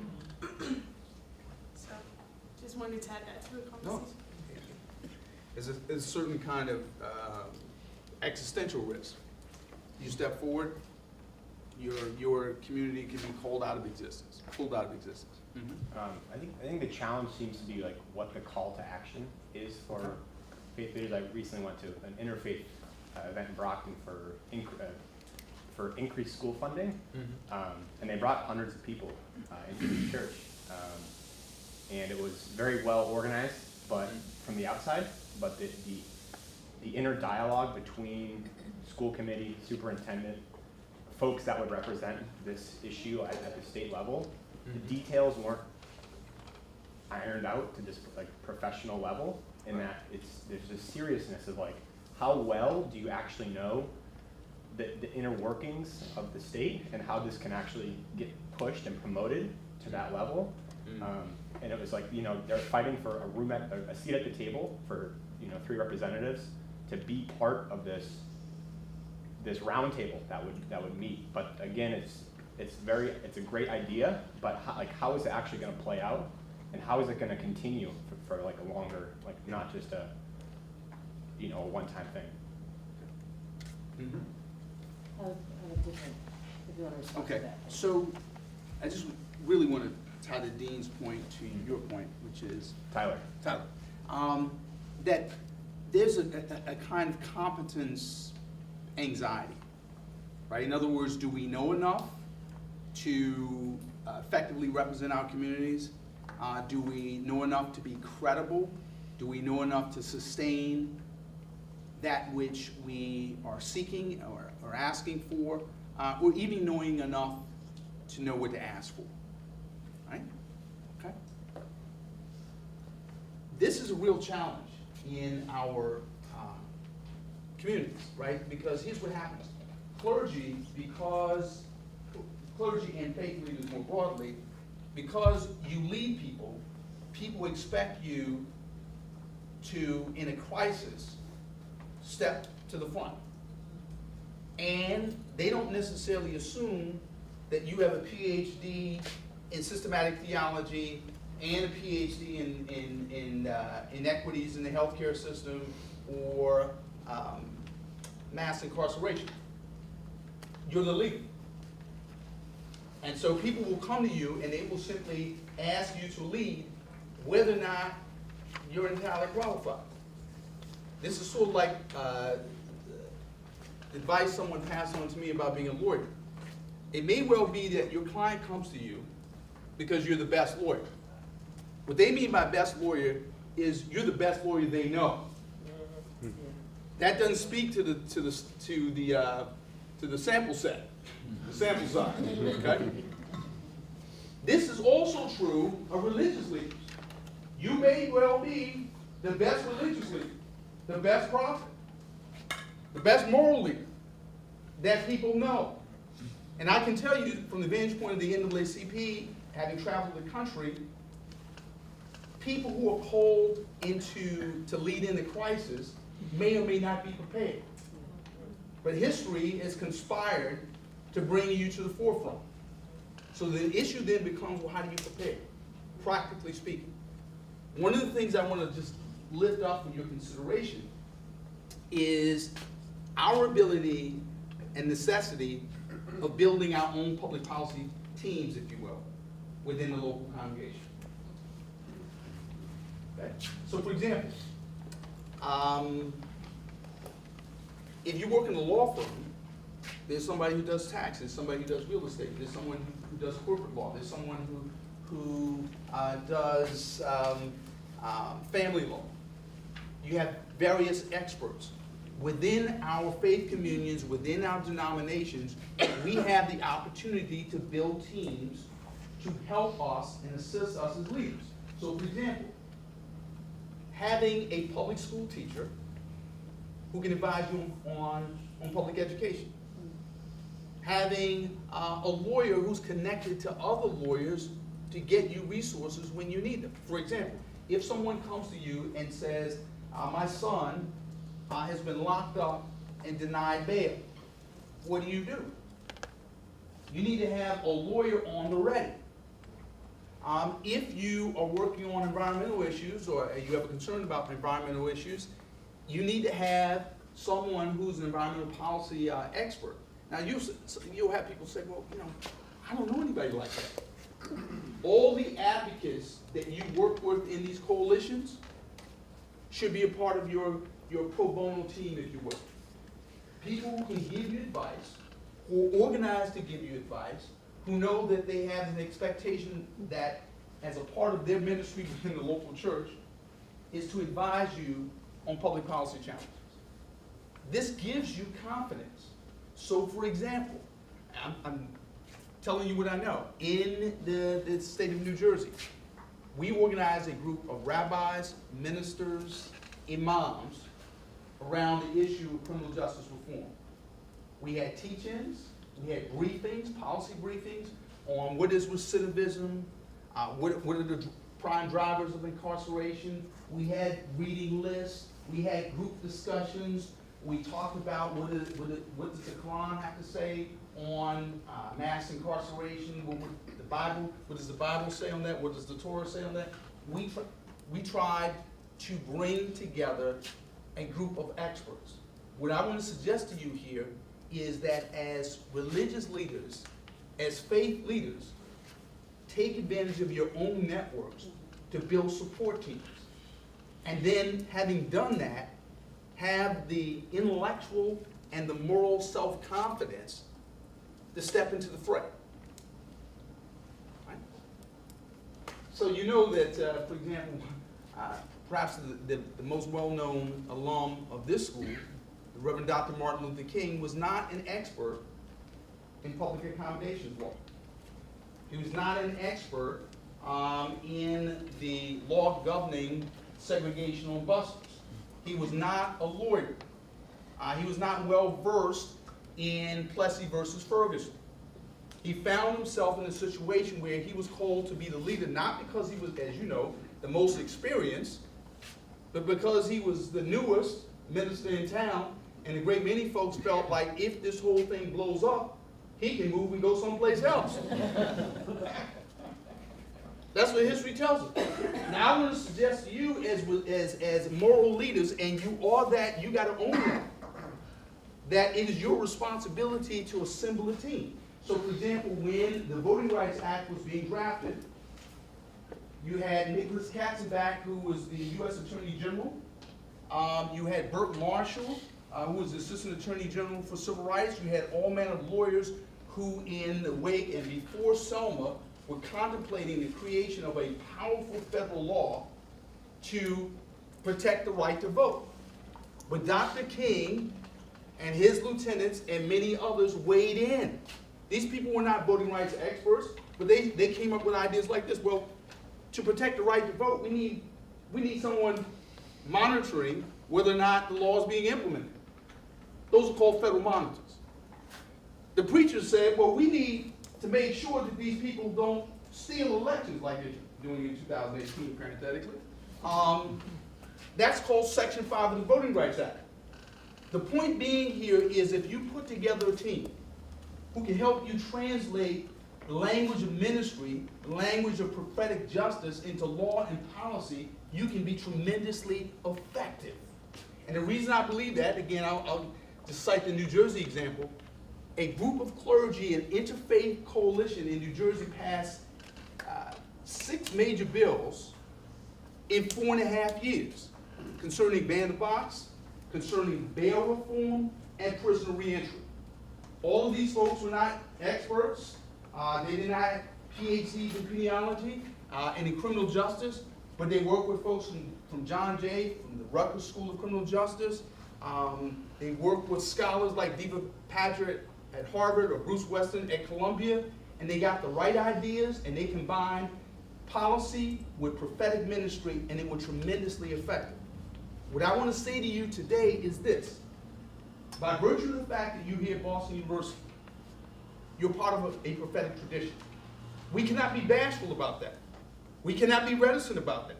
We can't have any qualms about speaking with authority and stepping into the gap and stepping into these challenges.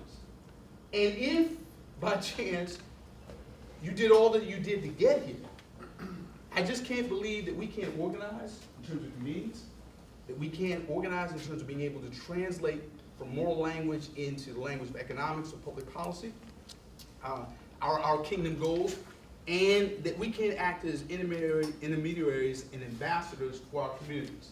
It's about doing those simple things, doing them right, and lastly, acting like you have power. Ma'am, you get the last word and the last question. Anna Maria. Anna Maria. Anna Hi. Maria. I'm still not sure about what you are proposing. I'm sorry. Sure, to sure. disagree. No?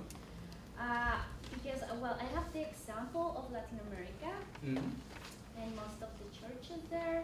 Obviously, they use the power they have to influence the politics, but at the same time, what I see is that they engage not only with what they feel is like the good things, like for example, to prevent abortion or equal marriage or what else is the other thing? Sexual education in schools. You see, they think that that those are the principles that they are pursuing, right? But at the same time, they are engaging other things because they are like supporting certain kind of leaders. So at the same time, they are engaging other things that are against their faith. For example, let's talk about Bolsonaro or Duque in my country. Or, I don't remember the guy in Chile, but they are guys that are like almost fascist. So these churches, for example, in my country, they are supporting guys who were part of some killings of the people in my country, 10,000 people. So I'm not sure about this. From the perspective of my church in Colombia, what we did was like to create another organization outside of the church for the people who wanted to support some policies, but outside of the church, because I think there is something that I really don't like. That is like, the people goes to the church because they have some personal beliefs and they feel like in their churches they can like share what they think is God, what is good, what are the good principles and these good things. And I feel like maybe we are cheating on them if we are like changing, like this is not a community or faith anymore, but we want to influence, I don't know, the government or the laws or whatever. So I think maybe if we want to do something like that, I think we can be clear with the community and tell them, we want to do this, you want to be part of it? And if you want to be part of it, we can do it like outside of the church. Because what I see, for example, of these conservative churches that support this kind of leaders that I really don't like, is that they use and they abuse the people. And I don't want to feel like I am doing the same in my community. Like, you are coming to my church because you want to worship one God, or because you feel like this is a safe place, but I'm not want to use your faith to support my causes.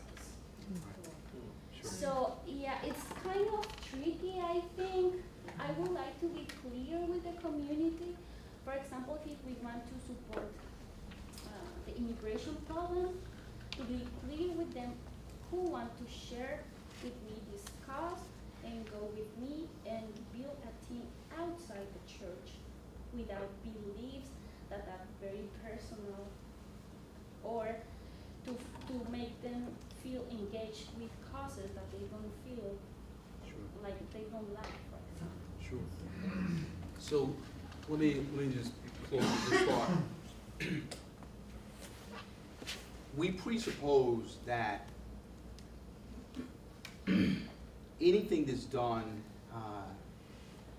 in the church should be expression of Christ, an expression of ministry, and with accountability to the people you serve, right? So in other words, you are not imposing some political ideology, some political set of beliefs that are detriment to the communion, detriment to the community, detriment to the congregation, and with the church just happens to be a political vehicle. So we're not suggesting that at all. What we are suggesting, though, is to the extent that our faith is expressed when we serve well beyond the church walls, when we feed the hungry, clothe the naked, visit those who are in prison. I'm simply saying, as a matter of policy, when we decide how do we decrease the number of people who are hungry and who are naked and in prison, those are policy decisions that we can organize within the church in ways that have integrity and accountability and don't reduce the church to a political prop, right? So I would very much agree with that. But if we outsource our prophetic responsibility, we can lose credibility in and outside the church, right? So in other words, if we have somebody else do what we might do, that's an expression of our faith in ways that are authentic and sincere, we lose credibility, I believe. So we have to keep track on time, so thank you all for being so generous with me.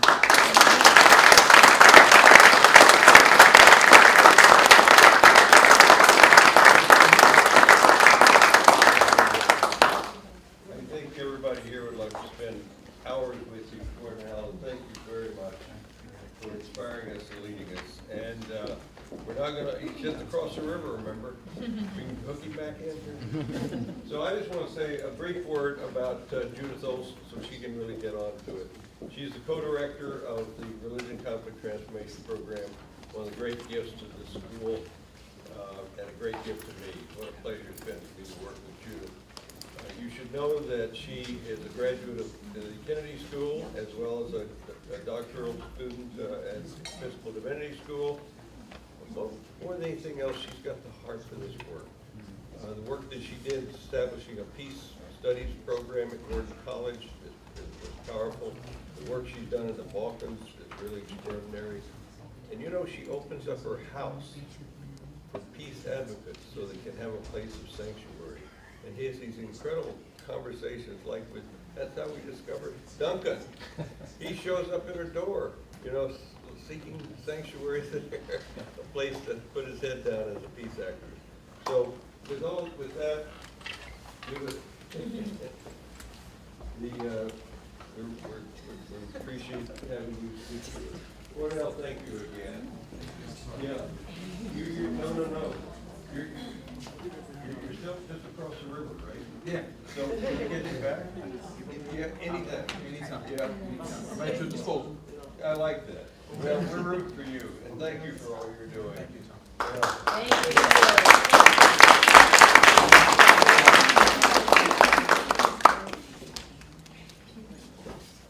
Okay, thank you very much, Tom, and thank you, Reverend Brooks.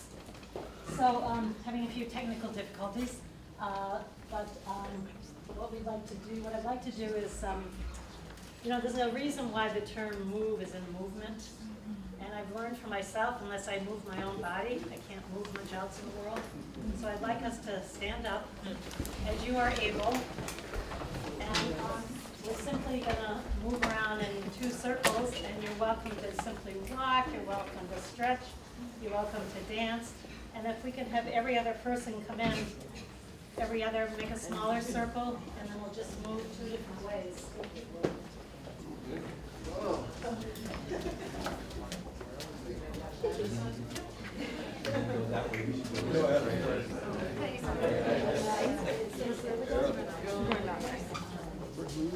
We're moving.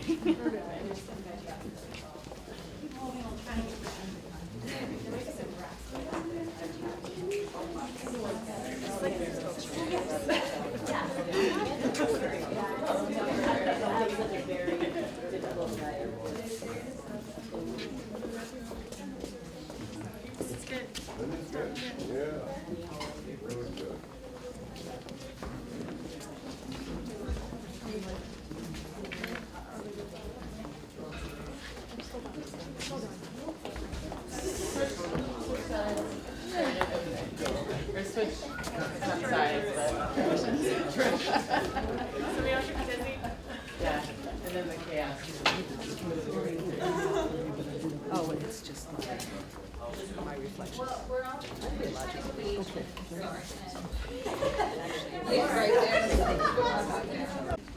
So I'm going to introduce our panelists, and our last panelist that I'll introduce will be our afternoon keynote, and then we'll move on to the panel. And then the plan, as you saw from your program, is that after the panel, you're going to have an opportunity to go to one of the sessions that they will lead. So we ended with some small groups today. You can talk with them more in depth about their work, hopefully focus on skills a bit, and then we'll gather back for our final closing together.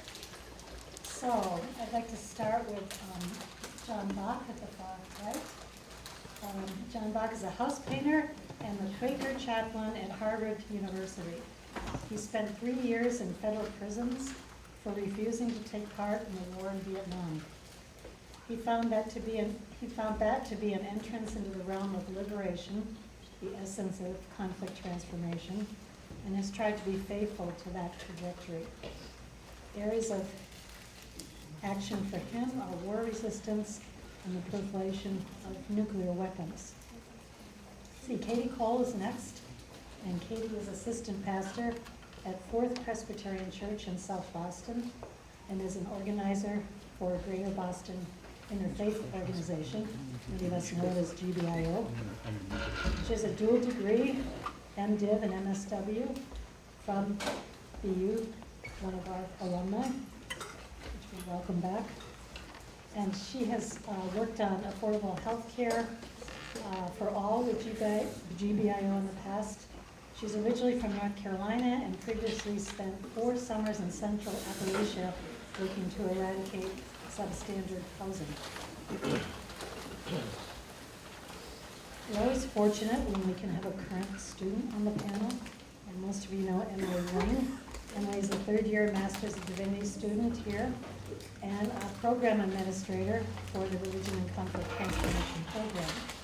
But previously to being here, Emily worked at the ACLU of Texas on their criminal law reform campaign, where she advocated for state-level legislative change on issues of incarceration, such as reducing the use of solitary confinement and increasing the use of parole for elderly inmates. She then worked as a program manager for the Texas Jail Project, a nonprofit that advocates on behalf of inmates held in county jails across the state. And her current interests include the role of faith communities in social change and the connection between contemplative spirituality and social justice.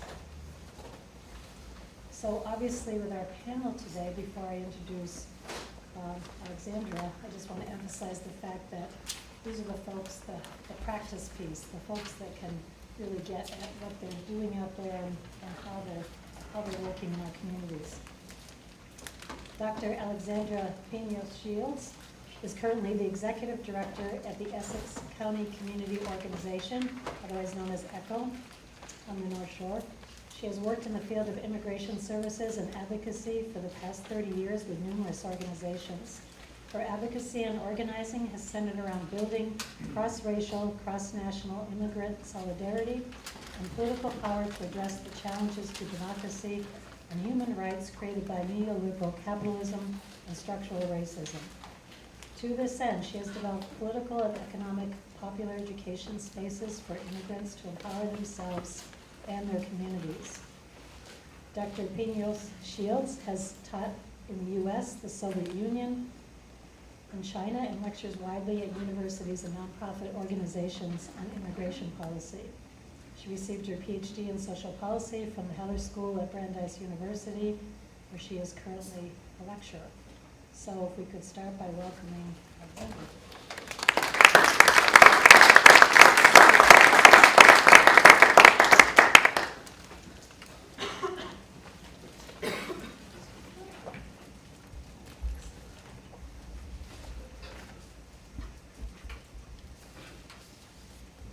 Good afternoon.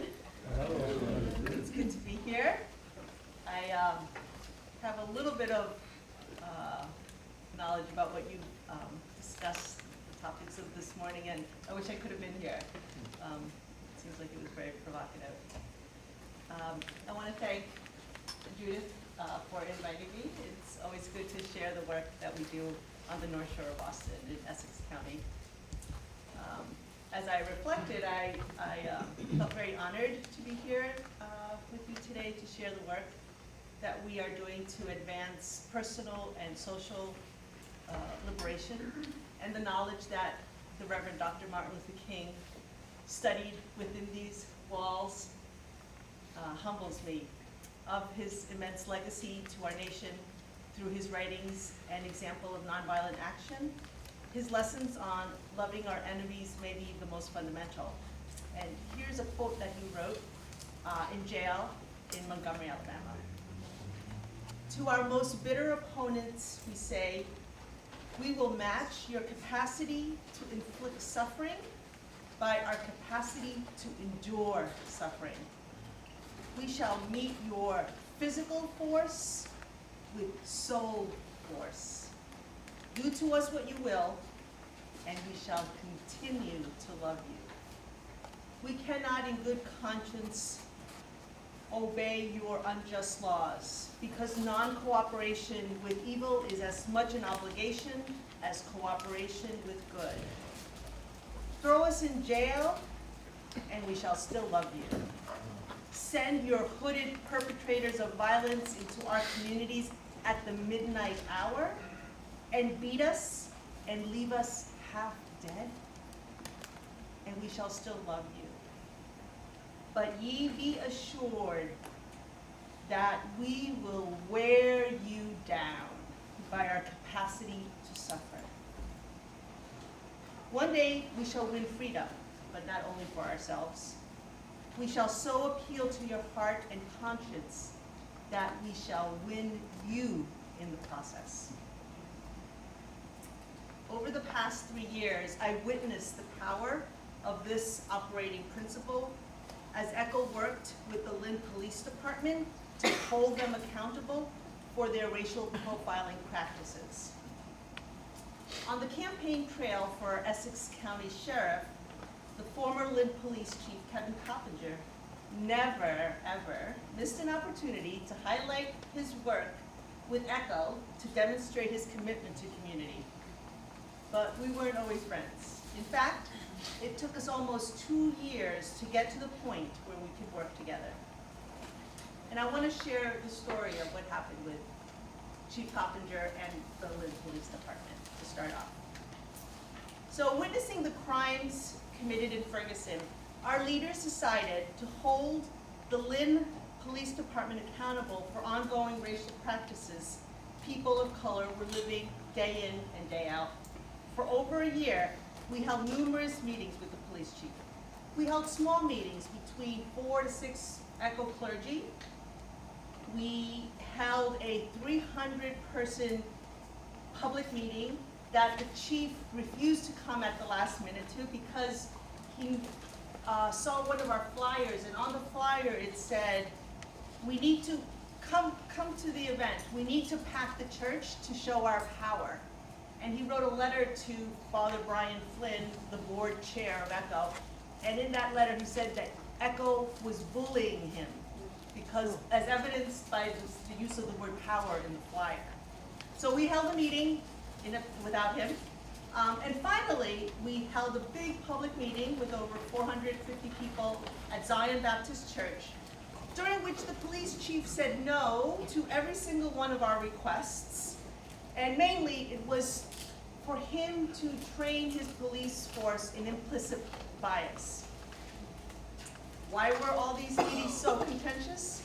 Our strategy in all these meetings, small or large, were to give testimonies to the ways Black and Latino ECHO leaders were being profiled, harassed, or killed, which was the fate of Randy McLean, a Black man.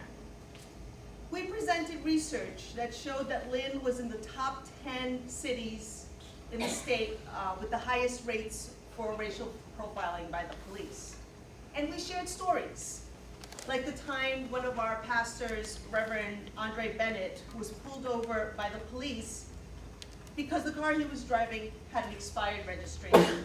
After being questioned, he was told that they had to take him to the police station. Since the police station was at the end of the block, within sight of where they were standing, Reverend Andre said that he would walk with them. But against the pleas of a white parishioner he was traveling with, they handcuffed him, put him in the police car for the 30-second drive to the police station. Would this have happened to a Black clergy person who was taking an elderly parishioner to pick up a cake for her granddaughter's baptism? As we testified with story after story of the ways that Blacks and Latinos' dignity and civil rights were being violated, we were creating an ever greater chasm between the police and us. After a year of work that led, a little over a year, that led to that intractable wall with the Lynn police, we sat down to strategize. In our strategy session, we used the question formulation technique, which is from the Right Question Institute in Cambridge. It is a powerful method we use routinely to democratize strategic decision-making and to democratize knowledge construction. Someone asked, what if we hold our own implicit bias training and invite the chief to ours? duh, after a year and a half. Oh, so everybody said, we had over 400 questions generated. I could talk later about that process. And so that inspired us, and we started thinking about it. What would the rationale be for holding the training ourselves? Well, because we all breed and internalize the culture of systemic racism everywhere. What would the meeting look like with the chief? What kinds of arguments would we make? What testimonies would we give? Because we always, organizers, when we have public events, we have testimonies. So what would the testimonies be? We would, of course, testify to the ways each of us are biased. So in April of 2016 at Sacred Heart Church in Lynn, Black, Latino, and white leaders shared stories of the ways that they were biased. Reverend Andre Bennett, of the previous story, told of being in Roxbury and being lost, and his not asking for help and directions from a group of black teens with baggy jeans hanging down below their waist, but rather chose someone else to ask directions. He was not proud of that.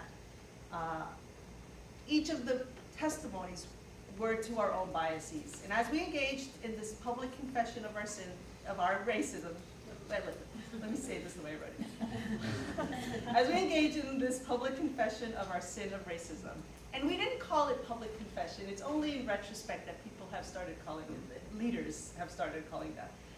The chief and the 15 officers present were invited into a conversation based on respect, honesty, and mutuality. When we finished sharing, we declared, so we need implicit bias training, and we think that the police force would benefit from it also. So we invite you to join us. And we had spent 1 hour prior to that meeting, the key clergy and some lay leaders, as we usually did, because he's been saying no for a year and a half, to plan how we would respond to his no.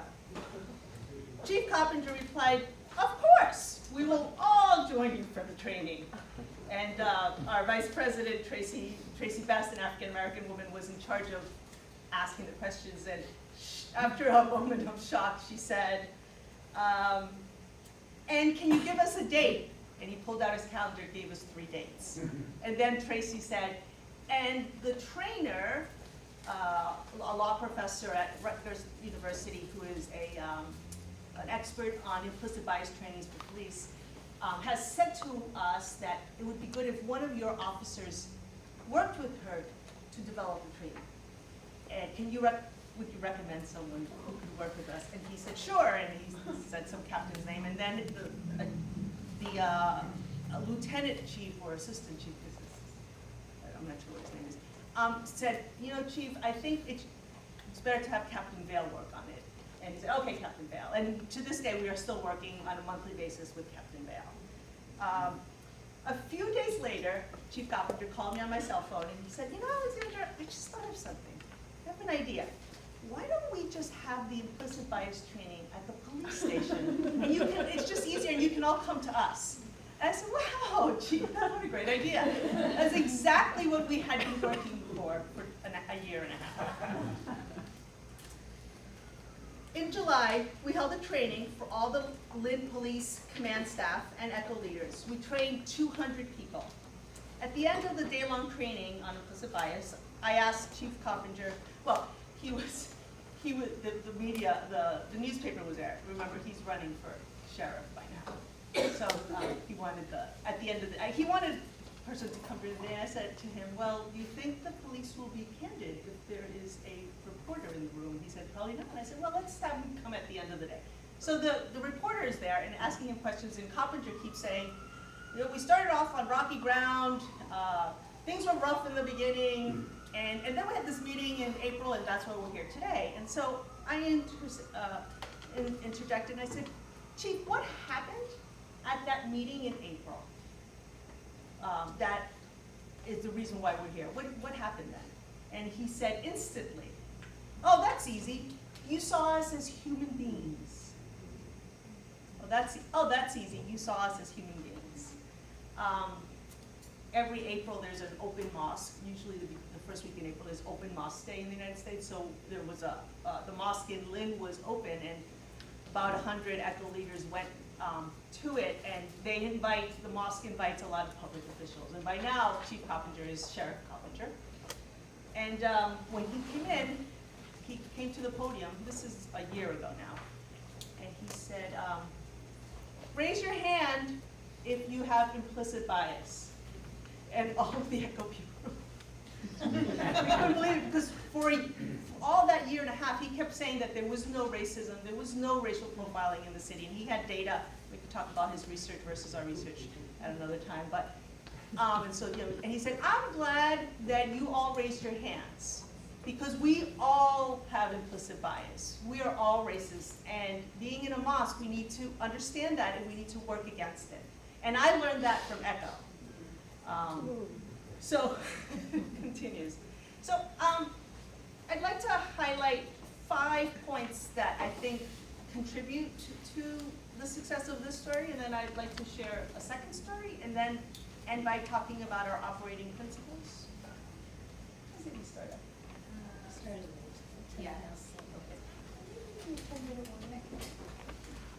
All right, so, and I think this is true for any, and we'll hear from the panel, but this is true of any community organizing. Some of it, I think, is true for faith-based organizing, but in general, true for community organizing. So we worked together. After Ferguson, we educated ourselves and we strategized together. We organized our congregations and made sure that we had a strong interfaith presence. And also interracial. So our congregations are inner city congregations where many of the clergy and congregants are Black and Latino. We have suburban congregations where many congregants are white. So we have diversity of congregations. We engaged in this particular story in this public confession about the ways that many of us act on implicit biases. But what has become apparent to us is that we dug deep into some of the principles and rituals of our faith traditions. And we used those instead of community organizing and there's a long history of it, that is secular. We also use key secular strategies, but this experience has brought to our attention that we should use the repertoires of our faith traditions. Through this long process, we were able to see the humanity of the police, whom we once saw as the enemy. And then this idea about building community. One of the things that's really clear with the work of ECHO is that we believe that transformation and liberation is only possible in community. That it has to be about building collective power and being in community. And here I wanted to just allude to the film that you saw. I'm not sure what the name of it was on the Marblehead. The Road to the Beloved Community. The Road to the Beloved Community. So I went to that film showing in Marblehead, and it was the first time that I've ever in my life had crossed through a protest. Usually I'm in the protest.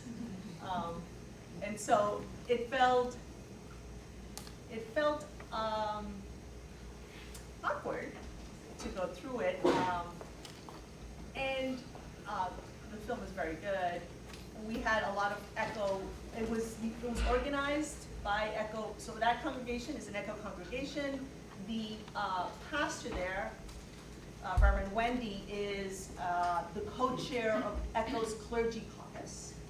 And the congregants who organized the event are very active ECHO leaders.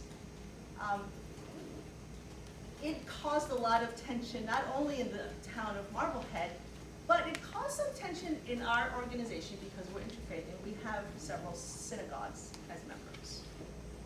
My colleague, who's on maternity leave and probably would have been the one speaking to you, is a rabbi, Rabbi Margie Klein Ronkin.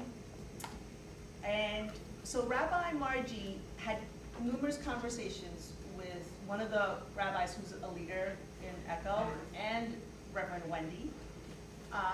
And one of the things that became very clear to us is that because we had been building community, that rabbi and that and Reverend Wendy had a deep relationship.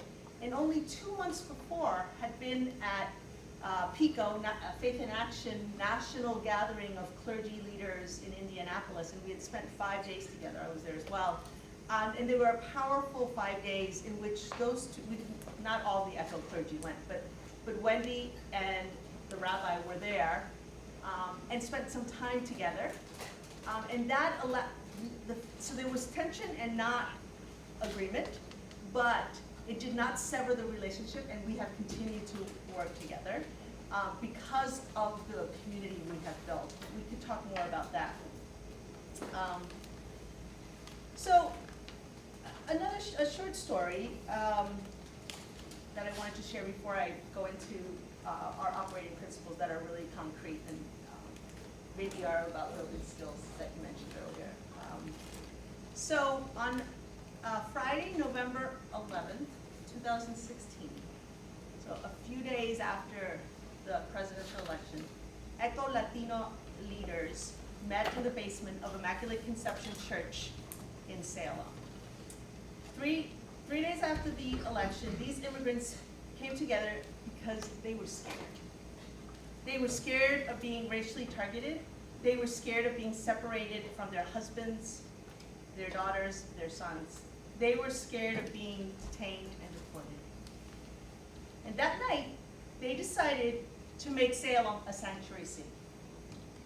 They were really focused. And our board president, Angela Arce, is a undocumented woman from Salem and was there that night. And she's an impressive leader. And she said, Alexandra, we have to do this. We have to make Salem a sanctuary city. So they developed a strategy that night and got to work. They collected, because we're part of Raise Up Massachusetts, they are used to collecting signatures now, and that's like a tool that they're like, for almost any problem that we get, it's like, let's collect signatures, even though sometimes it may not like really fit. But anyway, so they're like, Alexander, we need to collect signatures, and I thought to myself, it's really not a valid question, but I said, well, why would we do that? Like, Alexander, then we could take it to the mayor, and the mayor could know how many people want this. So their ideas were collecting signatures. They said we have to educate the city, so we held a whole series of forums where I talked. Turns out that the mayor, they invited the mayor to the following Friday, and she came and she heard their stories, and she was on board. She was also thinking about it, so it was very easy that way. Not the city council, not so much. It was very, very hard. We started working on the ordinance language. We held rallies. The women organized several prayer vigils.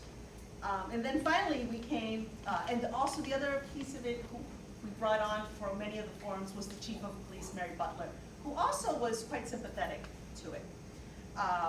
And the previous police chief in Salem, Paul Tucker, who's now our state rep, supported driver's licenses for undocumented immigrants, and he was willing to write letters for us to the State House for that bill when it was an active bill. And she trained under him, so there's a legacy of pro-immigrant sentiment and action, some action on the part of the Salem Police Department. Not so in Lynn. Oh, thank you. Anyway, so the leaders got together on March 30th of 2017, and late into the night, it was a 6 hours of a city council. Over 150 people testified. We organized people to testify in all sorts of ways, and immigrants from different parts of the world, from different continents, so that it wouldn't be associated simply with a Latino or a Mexican problem. And around 12:30 in the morning, the vote, And during that time, the women, they're all Catholic, and they prayed the rosary in the back the whole time. This is a large group of about 15 women praying the rosary.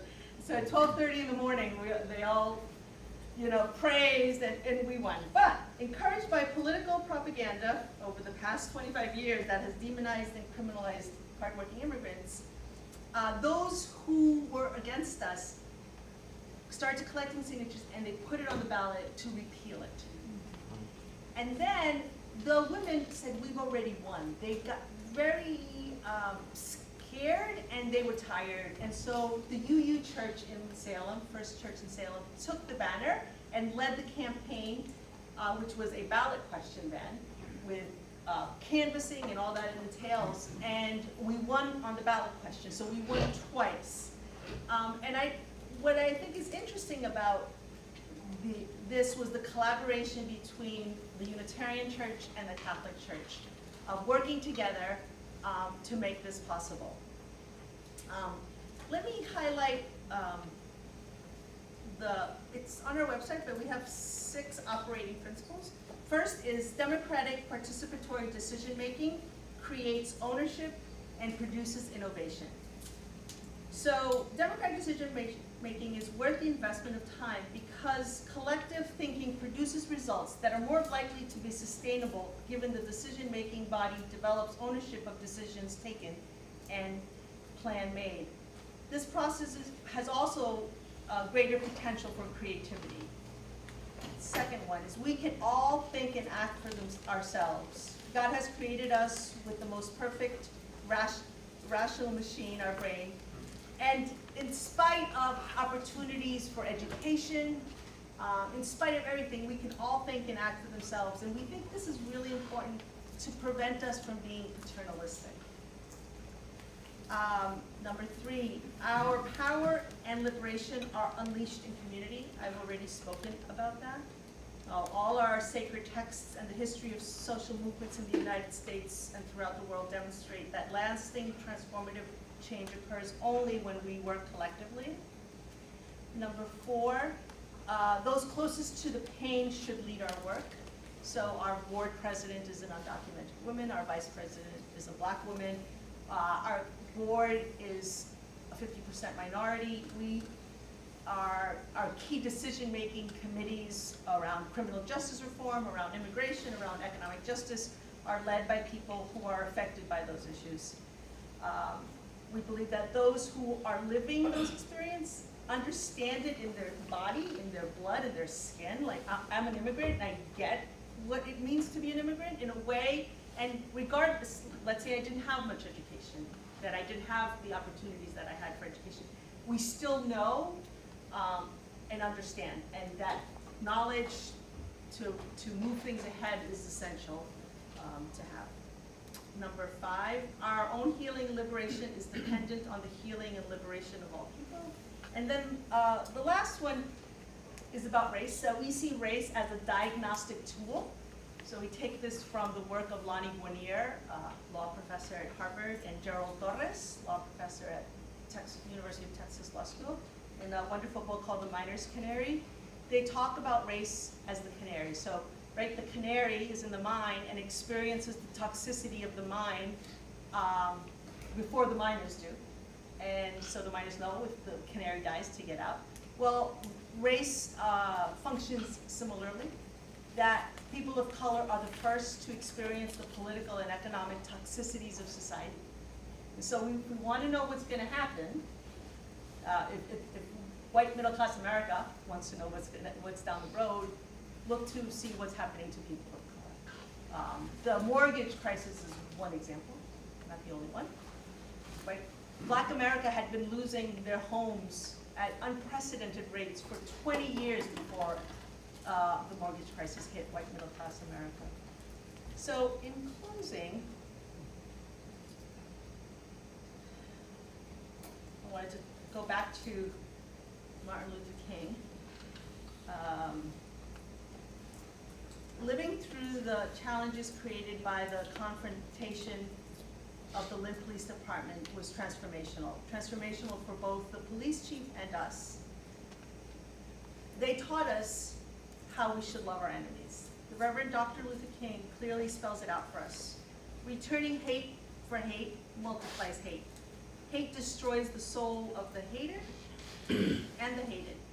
Hate deforms, but love transforms. By acknowledging that we share the same biases held by the police, we created the conditions for mutuality, reciprocity, and understanding. A relationship of opponents was transformed into greater possibilities. Over the past, it's been a year, a little over a year and a half, not quite a year and a half, we have been able to move towards institutionalizing implicit bias trainings between ECHO and the Lynn Police Department. 1, 2, we've also moved forward on diversifying the Lynn Police Force. And 3, over the last 6 months, because of this monthly meeting with Captain Vale, we have started exploring using restorative justice models with the Lynn Police Department. Thank you.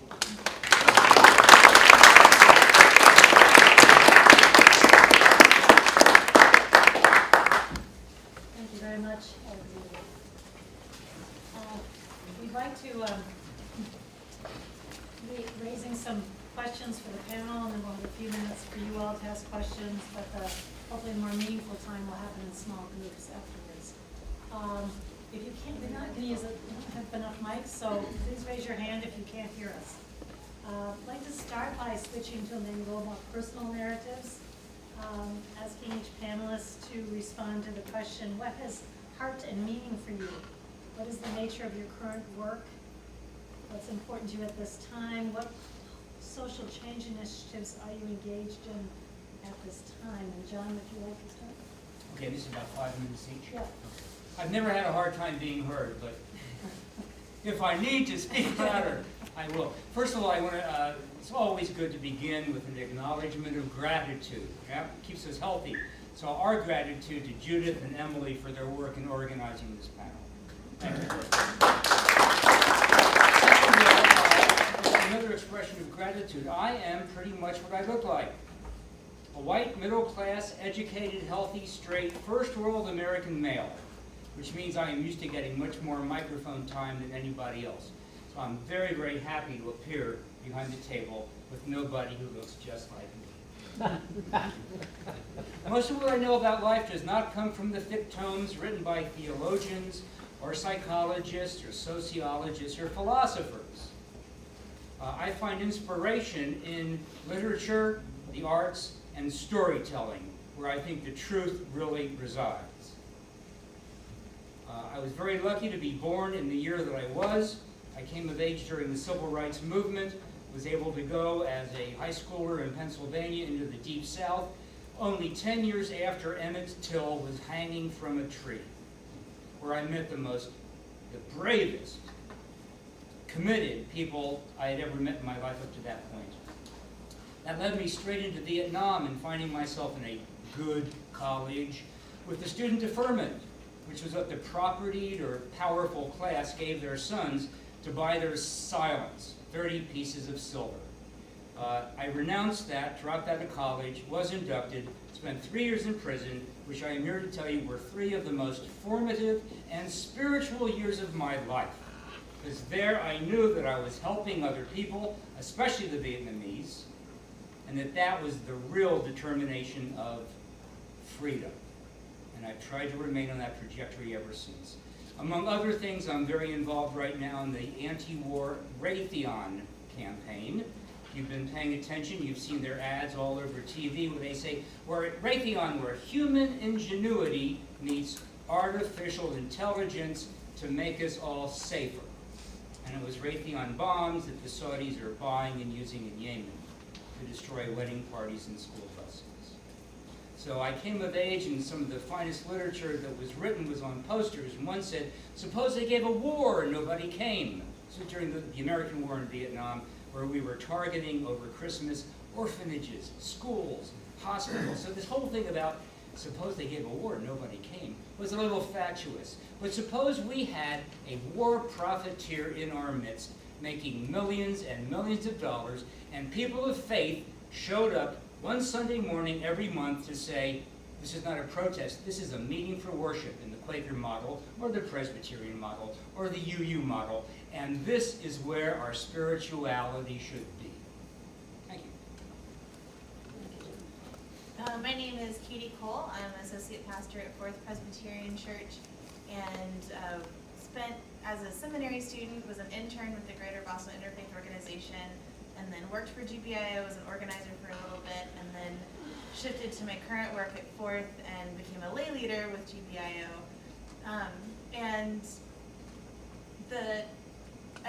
I've been working with GBIO for 7 years now. And at this moment, I very much approach the work as one of a pastor. I mean, a very wise human being who's also a leader with GBIO, Paul Haddis, described to me early on in my organizing career the idea of numerator and denominator work.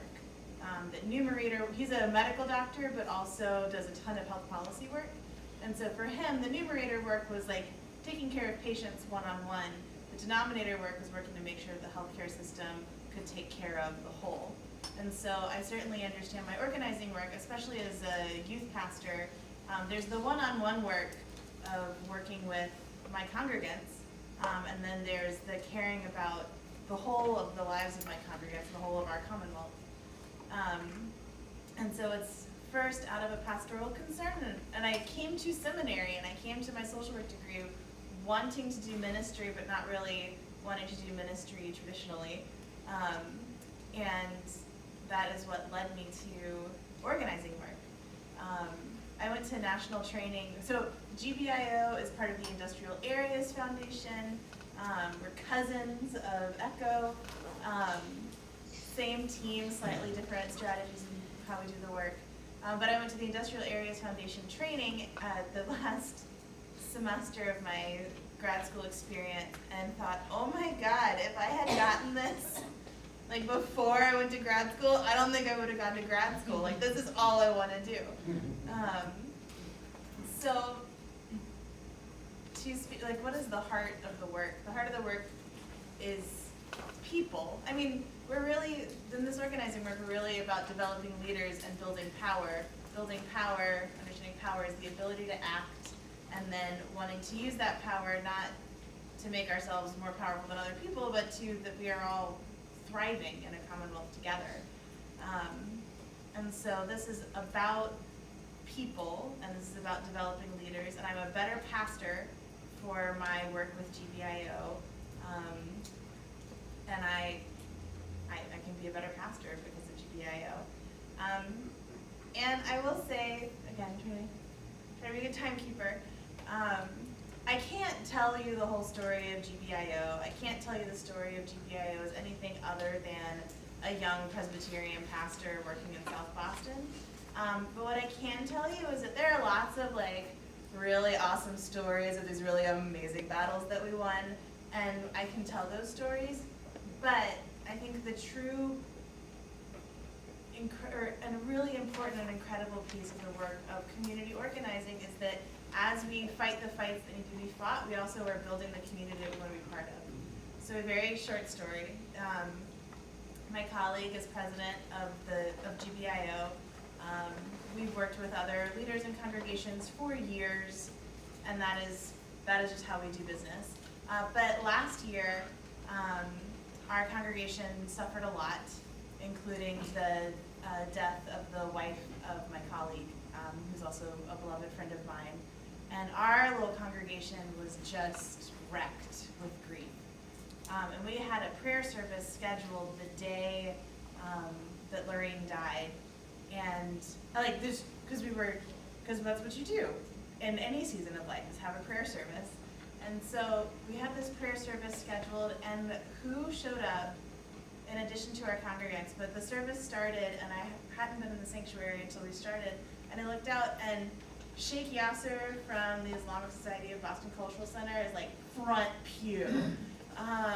Rabbis front pew. Our lead organizers, front pew. The people that we go into battle with to fight for a better healthcare system or fight for criminal justice reform, those relationships are real. It's not, there is a real personal love and care behind all this work, which is why I keep doing the work. Thank you. Alexander, you already talked about your work quite a bit. Could you share more of some of your personal story? Yeah. I came to the United States when I was 5 years old to New York City. My parents, even though they were college educated and had, middle-class families, they were artists, and they wanted to live by their art, which meant that we were always poor.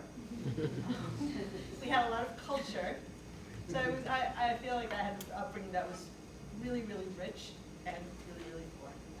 So we always lived in one-bedroom apartments. My brother and I shared a bedroom. My parents slept on a pull-out couch. I never had health insurance until I went to college.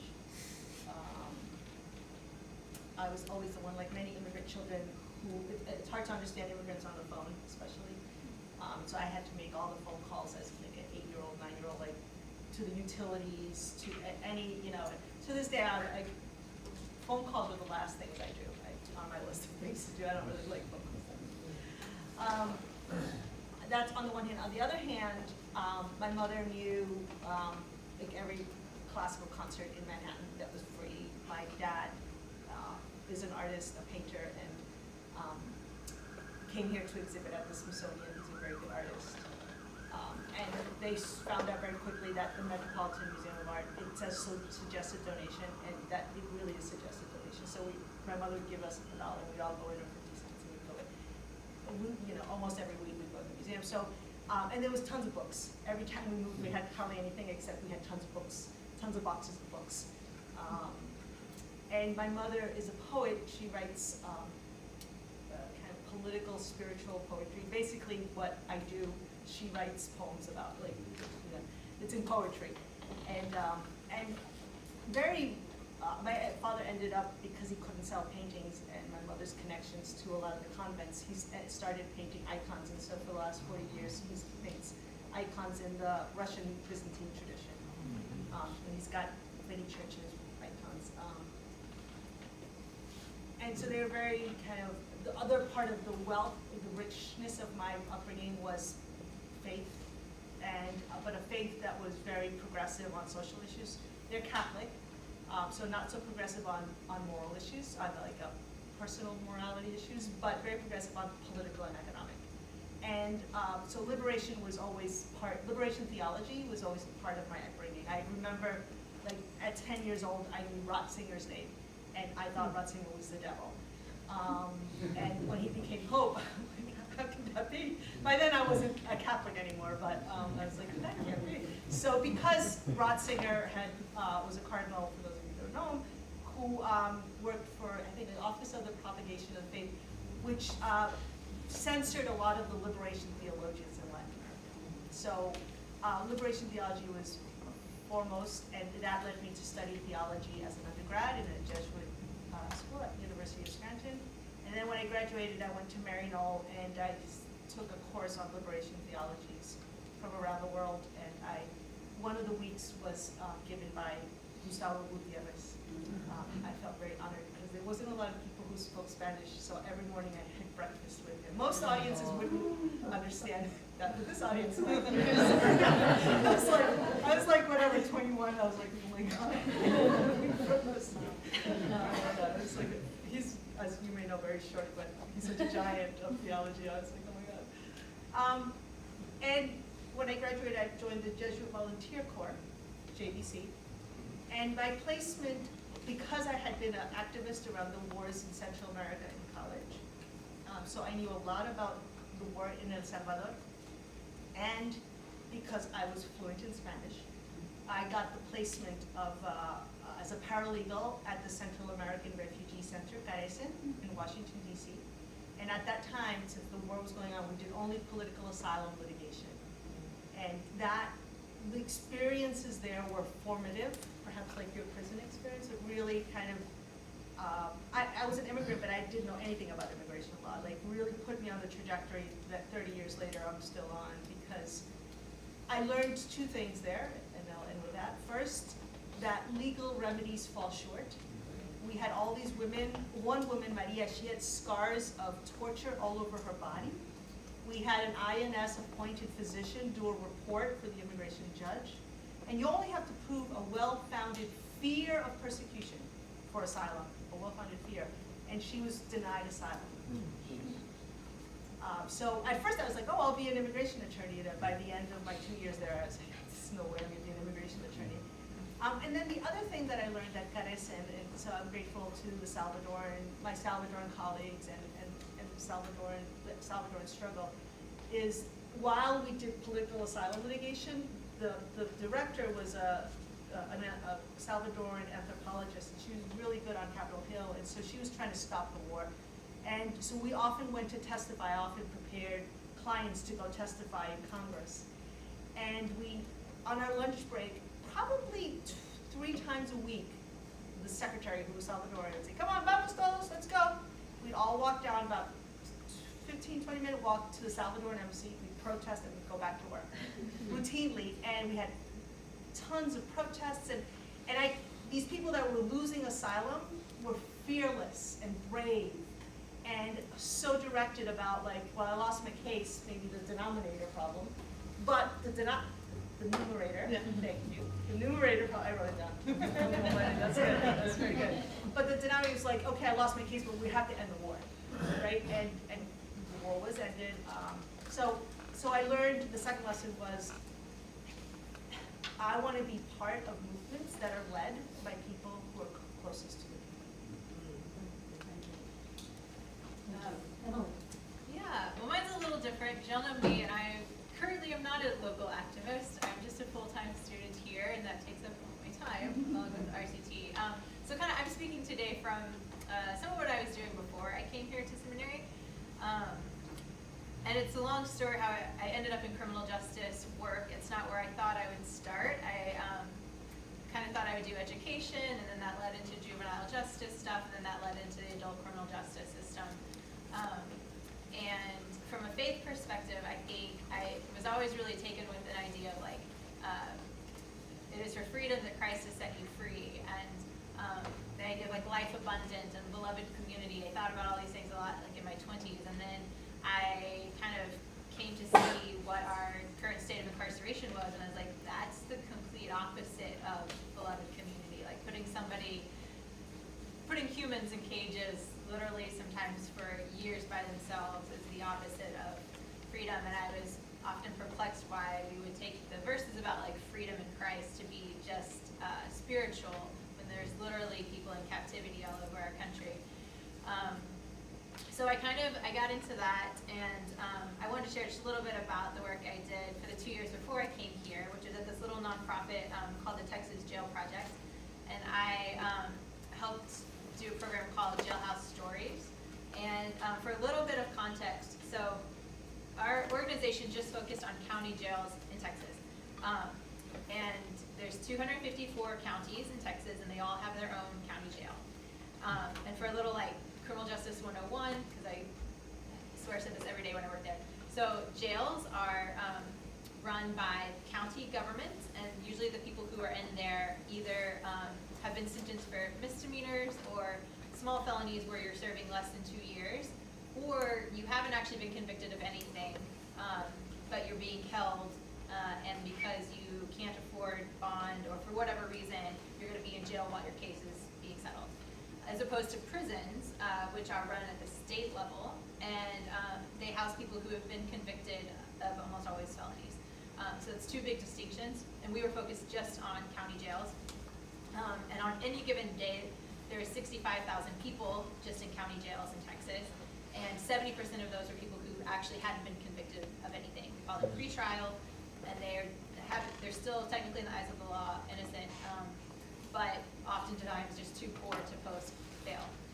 So kind of our task was to find the stories of these people and tell them. And so that was the nature of the Jailhouse Stories project, was looking at what happens to folks when you are in jail and haven't been convicted of anything. So for us, social change and trying to do that took a very interesting multidisciplinary approach, which is kind of why I wanted to share with you to kind of just think creatively about different ideas of how to do advocacy and what that could include. So we, for 2 years, went around and collected stories of people. Oh dear, that's sad.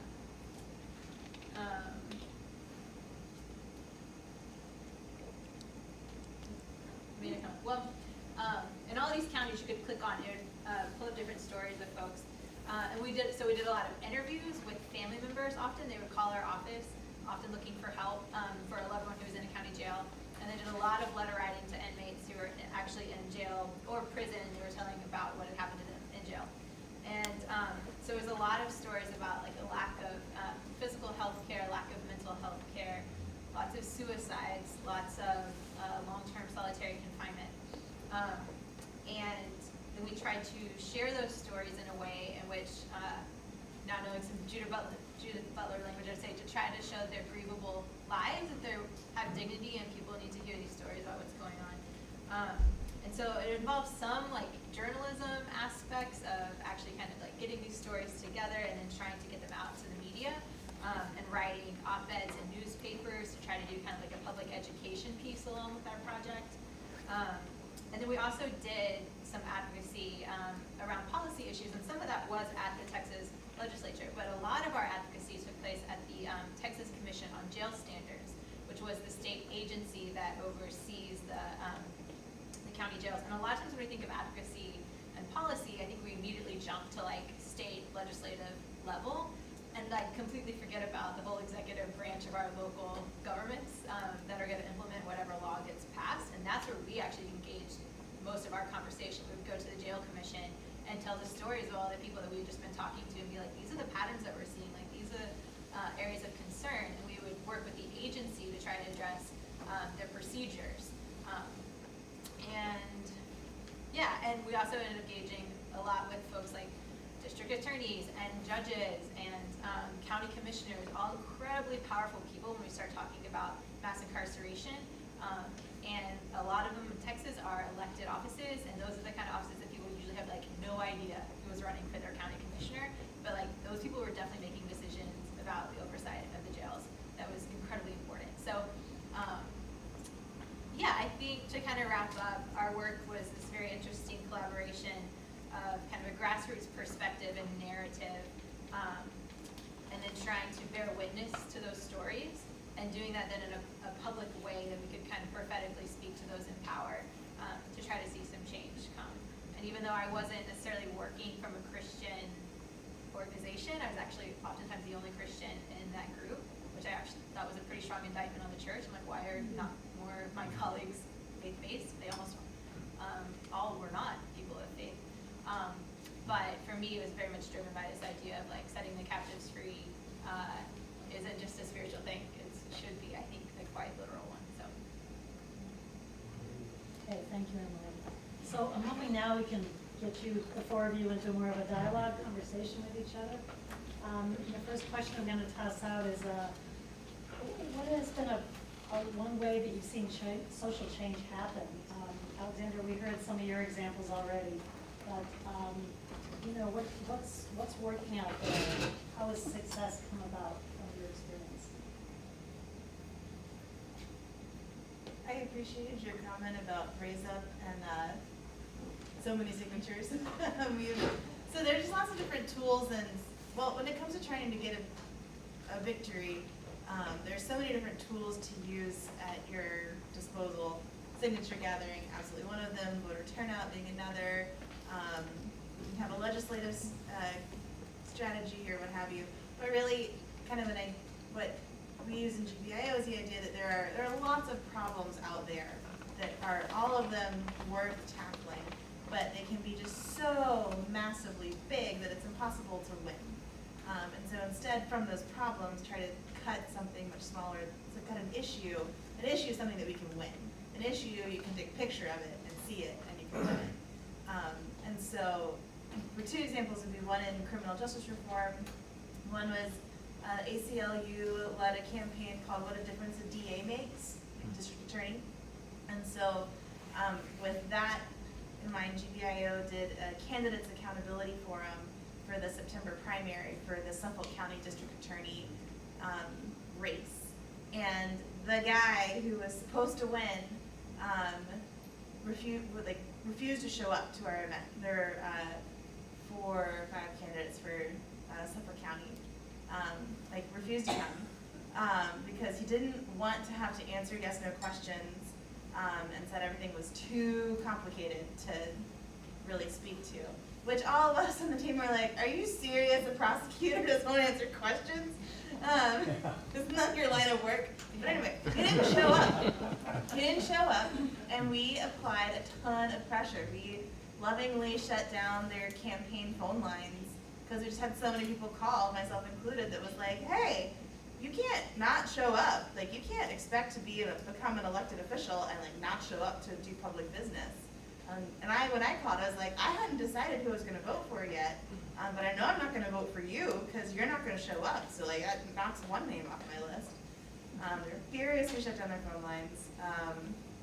Got some press coverage, and then at the event, he wrote thousands of words, or hundreds of words, many words, in response to our questions later. But he didn't show up, so we didn't share those answers.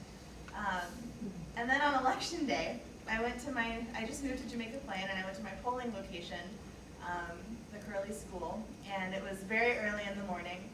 And I went to go vote, and there is this, and I had just gone to yoga, and so I was in a ridiculous yoga outfit, not expecting to be part of any kind of public life other than voting. And I'm walking to the polling location, and there's this man in this nice suit, and he's like, hi, my name is Greg Henning. Can I count on your vote for district attorney? And I was like, sorry, buddy, you should have shown up to that GBIO event. And he's like, I can answer any questions you might have about the issues. I'm like, too late. And then he lost. And now Rachel Rollins is our new district attorney. Which is super exciting. I'm not going to say that GBIO can take full responsibility for that, but I think we were certainly part of the play. So anyway, there are lots of strategies, or lots of different tools for getting towards victory. But trying to cut the big nebulous problems into something winnable is certainly one. Yeah, can I try this, please? A very concrete example of rape in prison. And what I want to push among people of faith is that a Quaker concept of the Spirit working among us, and we join in on that. We tap into it as an energy source. And the other thing is, you do what you do because it's the right thing to do without any guarantees of success. The great Frederick Douglass said, power yields nothing without demand. It never did, it never will, and those who would be free must themselves strike the first blow. So it came to pass in the federal prison in Danbury, Connecticut, that there was a gang rape, and it was especially brutal. It was so brutal that 5 people got together and said, I don't know what we can do, but we have to try to do something. This was also the best way of working against racism in prison. 2 white guys, 2 black guys, 1 Hispanic. And what we came up with, the prison managers were going to be no help. They look to inmates to be at each other's throats more than they will be united. So anybody who came into admissions and orientation who was perceived to be vulnerable, young, weak, small, wet behind the ears, 2 guys from that man's racial background would approach him and say, look, we think that you're vulnerable. We would like to eat with you. We would like to stand outside the shower room. We would like to walk the compound with you to let everybody know that you're with us. Somebody is looking out for you. Jesus of Nazareth could have said that. Somebody is looking out for you. And it worked. It worked so well that for an entire year, there were no rapes in Danbury. And the whole environment got better after we were told, you crazy effing kids, do you think this is a college campus? This is a big-time federal prison. But it worked. It contributed to the history of human goodness without any prospects of being successful, but it was the right thing to do.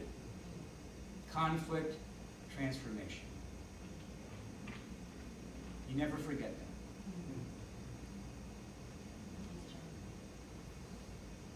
Two things that came to mind as I was thinking of. One, Reverend Brooks made me think of this morning when he was talking about children and getting like the sympathetic kind of victim. And I know that was something that our organization did.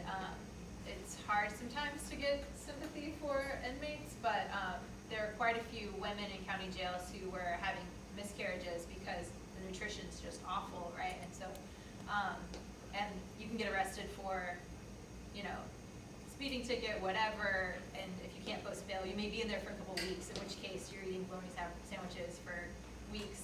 Anyway, so that was like an area where we were able to like garner some sympathy. Is like, you guys have to change something, because all of you who talk about like caring for babies, like we're literally like women are losing their children because nutrition's so bad. And so we were able to like actually get a piece of legislation passed around nutrition because of that, and then use it as like a springboard to try to start addressing the larger issues. Like everybody should actually have better food in jails. I think having said that though, the challenge is often to like stop with some of that low-hanging fruit and then like never keep the conversation going. And so I think that's where we have to be careful. And the other thing is just having our eyes open to like moments in history that come about, and then having the wisdom to make the most of it, even if it's an awful thing. So I had been at my job for probably like a year before the Sandra Bland incident happened. And Sandra was one of, I don't know, well over 100 people who died in Texas County jails that year. But her story was one that really gripped the media.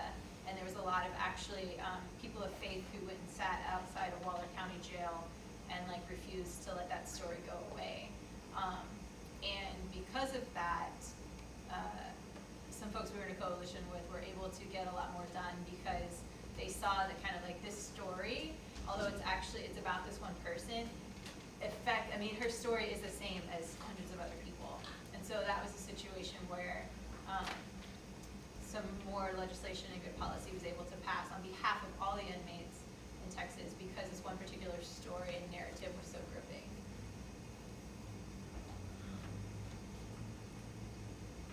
Alexander, before you spoke about this, that your statement was tension and disagreement do not sever relationships. And I wondered if you could say a little bit more about that, and for the rest of you to, how do you work with these tensions and disagreements? And not only in your advocacy work with people that you may be disagreeing with, but also among your colleagues and collaborators. So that was when I was talking about the Marblehead incident, is that right? Yes, I think so. Yeah. So my colleague, Rabbi Margie Klein-Ronkin, who's our director of clergy organizing, she was really supportive of Reverend Wendy in showing the film, and was able to,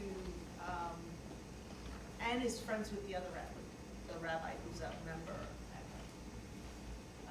And so I think Rabbi Margie did a really superb job of creating a space where the dialogue can happen. At ECHO, we talk a lot about creating liberatory spaces.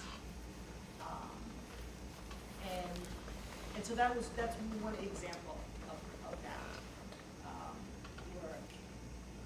It was really complicated, and I don't have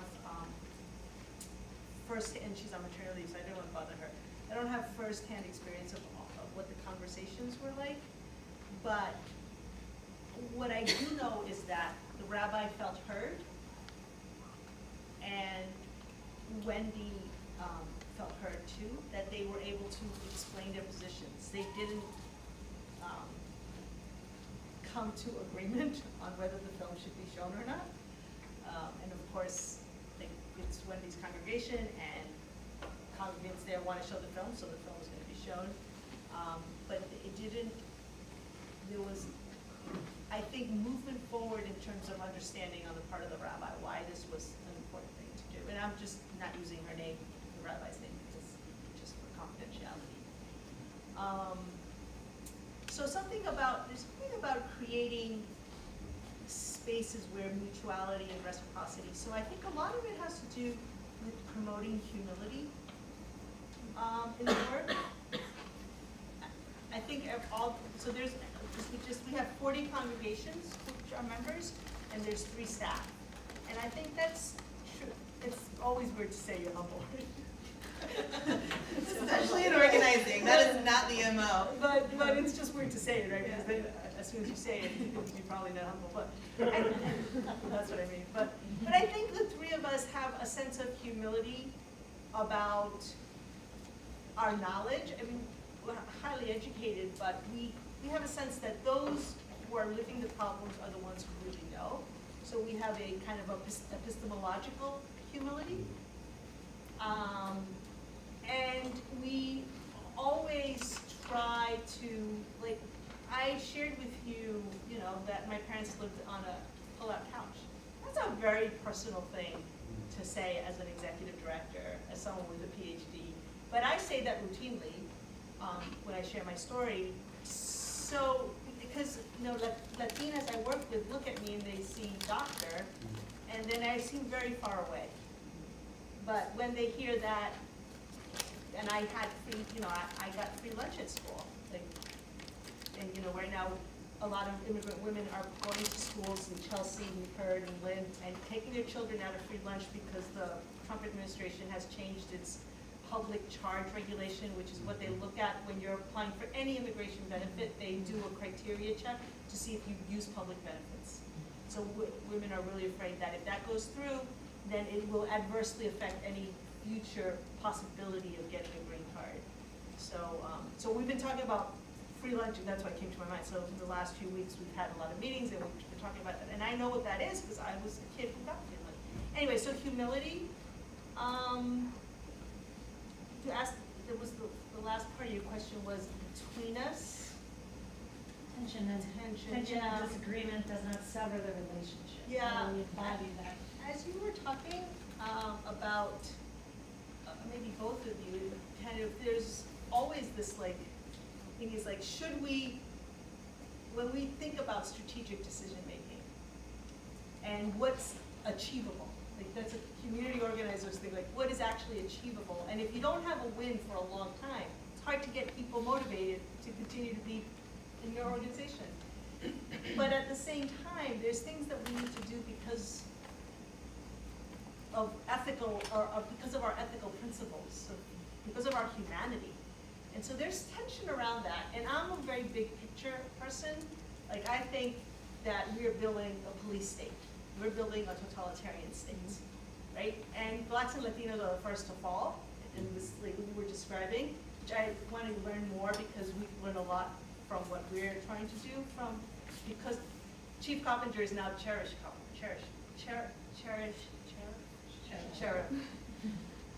can tell I'm an immigrant sometimes. Sometimes English doesn't come. And we want to work on the county jail stuff. But anyway, I lost my train of thought. What was I about to say?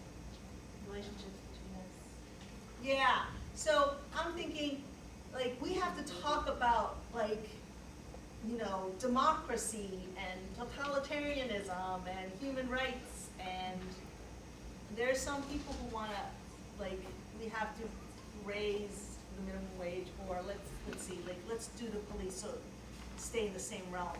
But why don't we talk about bail? So one of the things we keep talking about, so 44% of people at the Essex County Jail are there because they're poor, because they can't pay bail. It's almost half the people at the Essex County Jail. So that's probably, we have an awful DA, and he ran unopposed this week. He ran unopposed. So anyway, so we wanted to get him out, but you gave me some ideas about maybe we can work around it. But anyway, so that's good, and maybe that's winnable. But I want to take the whole system down, right?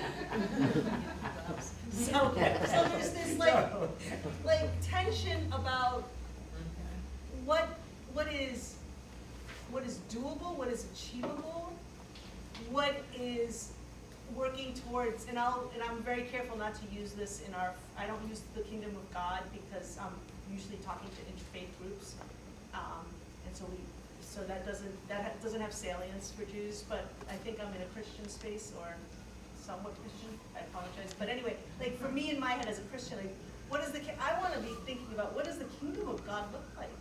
So that's tension.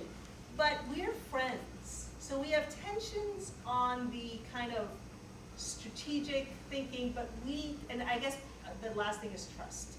But I trust Rabbi Margie when she's out and about doing criminal justice work. I do the immigration work, and our racial justice organizer church. Like, so we trust each other. We don't always agree with each other, but we trust each other, and there's a deep solidarity. And I think we have a Quaker group, the North Shore Quakers are really, really active with us, and they told me once that this process that we use, the question formulation technique, they said, Alexandra, that's very Quaker-like. And I said, really? I've been using it since the mid-90s. They're like, really? Yeah, because it's totally non-judgmental, and very inclusive, and it kind of is very democratic. And they might have said a few more things, but I remember especially the non-judgmental. So we use that technique a lot when we're strategizing. And so I think that also probably helps with because everybody gets heard in this process, in this technique. So maybe that helps too. That was a good question. That's a hard question. I don't know if I answered it all.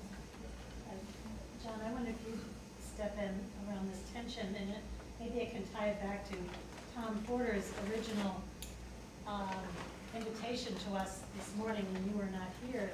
How do we work with this tension of being a peacemaker but also prophetic at the same time? So when do we need to speak up and be advocates and at the same time practice our peacemaking values?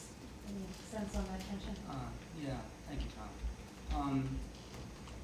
There are some techniques that work. We heard about the fishbowl. Many times the phrase, could we at least agree on, please don't point, please don't raise your voice, and don't hit. And generally, the third one will get a little bit of laughter, and then you're sort of on your way. So at least we can agree that no more pointing like this or raising your voice. But I am also here, again, it's always appropriate, not just at the BU School of Theology, to quote Dr. King in his famous letter from the Birmingham jail. In confirmation class as a UCC lad, I was taught that the Bible is an open book and things can be added all the time. Well, good luck with that. My nomination would be King's letter from the Birmingham jail.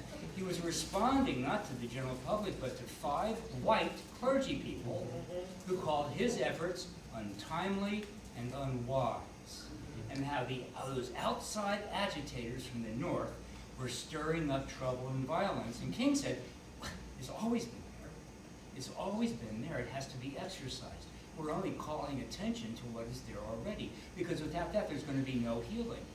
So I want to make a small case for fomenting conflict and tension to say, but in the context of, can we at least agree on, we are all oriented, as we understand it, to life, and however amateurish, to love.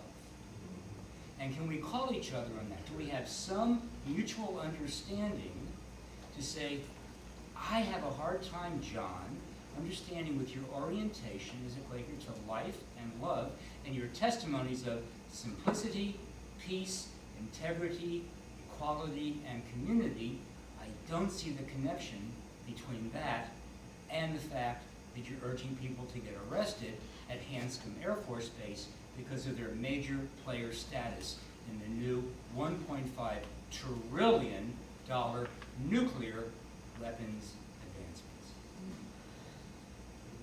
Can you say a little bit more about what's been happening there? Yeah. Very close by. Yeah. How many of you know about Hanscom Air Force Base? Yeah, I read. Okay, wonderful. I'm glad to hear this. And you're going to know a little bit more 30 seconds from now. Here's the good news, however perverse. Of nuclear war, it is said that the living will envy the dead. The survivors will envy the dead. because of life. That's the good news. Well, no, the good news is that we're all going to be dead because we are within the kill zone. That's not my phrase. The kill zone of Hanscom Air Force Base. It's called the NC3, Command, Control, and Communication.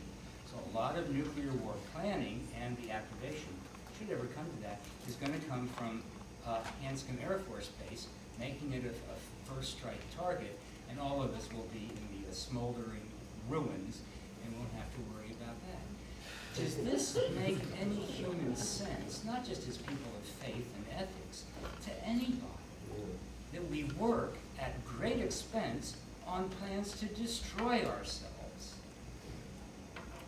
which is lunacy? And here I think that people of faith and ethical backgrounds have a special obligation to say this is not right. In the mid-1950s, the French Benedictines invite Albert Camus to give their keynote address. And Camus says, gee, I'm kind of considered one of the leading spokespersons of atheism and agnosticism. Why in the world would you want me to speak to you? And they said, no, that's why we want you to speak to us. And he said, what do you want me to say? And they said, how about what the world expects of Christians? So we accepted. Who knows how much he got paid? Benedictines were not the Jesuits, right? And so he says with Spartan brevity, what the world expects of Christians is to act in a way that even the simplest, and that's in a good phrase, that even the simplest of people will understand that you're acting as Christians. When was the last time we saw any politician truly acting like a person of faith? Every now and then we get a glimpse.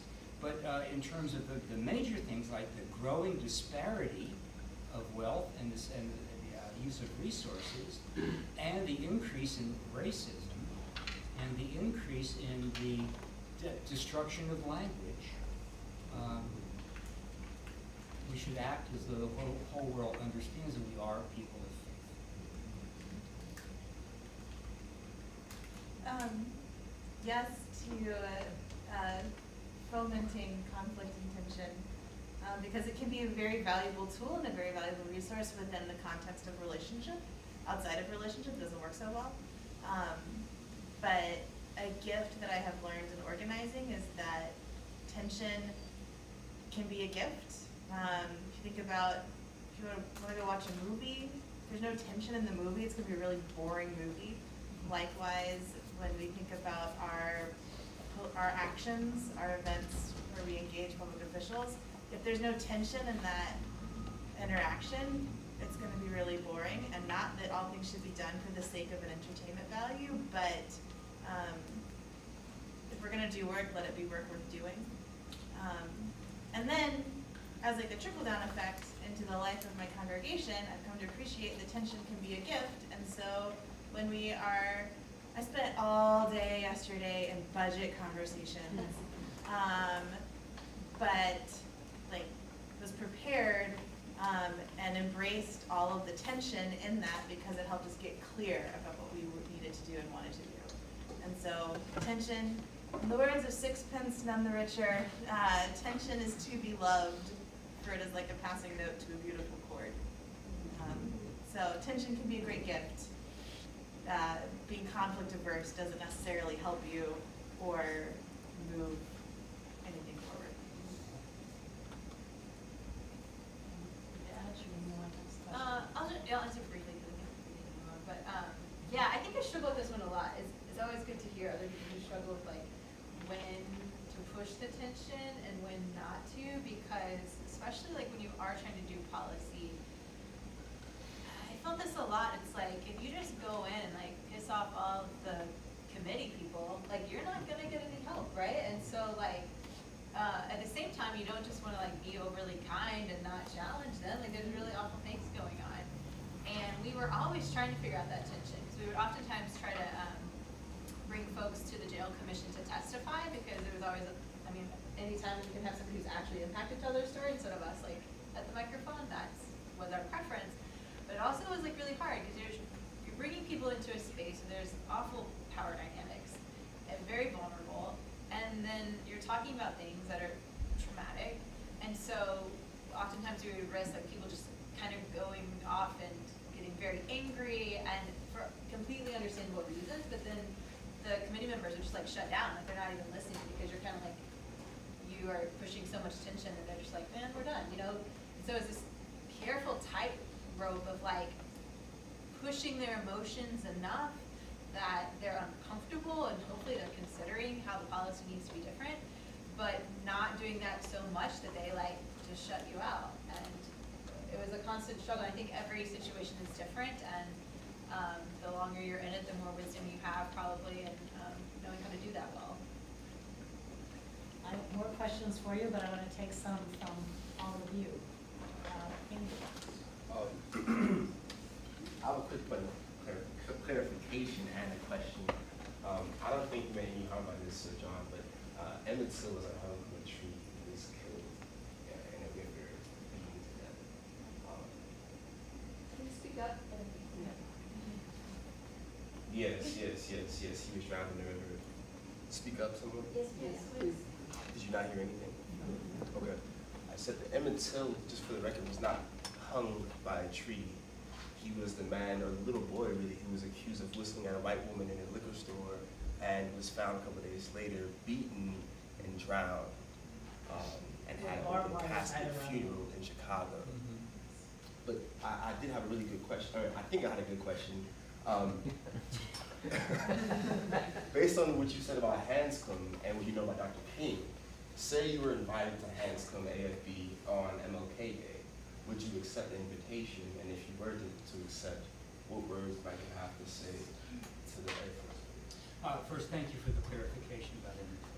I appreciate that. I would absolutely accept. And then in a very humble, quiet voice, I would say, the other famous work of Dr. King's was the April of 1967 speech at Riverside Cathedral, in which he dared to link Vietnam with racism, for which he was excoriated by the New York Times and the Washington Post, and much in the Black Liberation Movement. But King then said, he talked about the monstrous triplets of racism, rampant consumerism, materialism, and militarism. And I think if he were alive today, Dr. King would expand the triplets to the quadruplets and call climate destruction the other quadruplet horror and monster. So I would say it's ironic, to be kind, that we're having Dr. King's Day when he himself talked against the extravagant use of national resources for purposes of war, which is more and more imperialistic.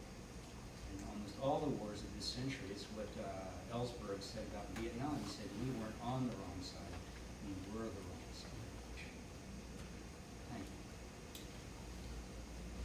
Yes. I had a question about the Marblehead issue. Maybe Alexandra, you could speak to it. I was wondering, at the end of the two concentric circles sharing their viewpoints, what was the outcome of the evening, or did it just kind of end with that, or I don't know. I'm just struck with the there's this position and there's this position, and then we got home. Is that kind of the end, or what? How do you get beyond the oppositional kind of world that we live in, where there's winners and losers? Sometimes I even hear that in language of community organizing, it's like, we won, I don't know, how do we promote peace with that kind of world? I think that was the end. So in the Marblehead, so there's I think two questions, Yeah, right? two questions.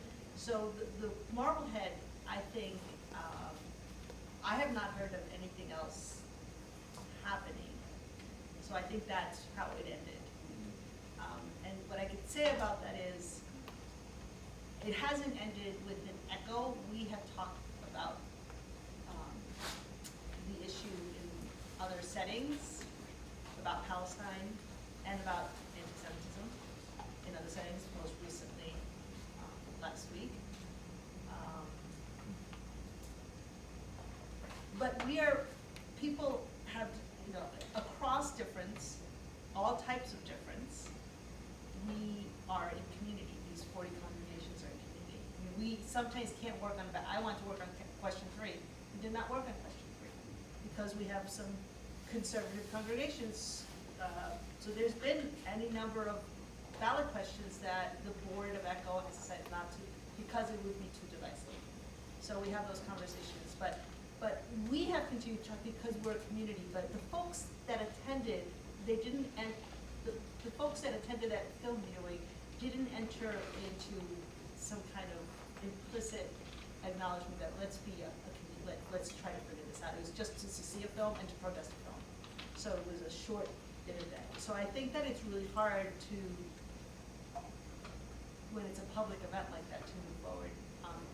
Your bigger question,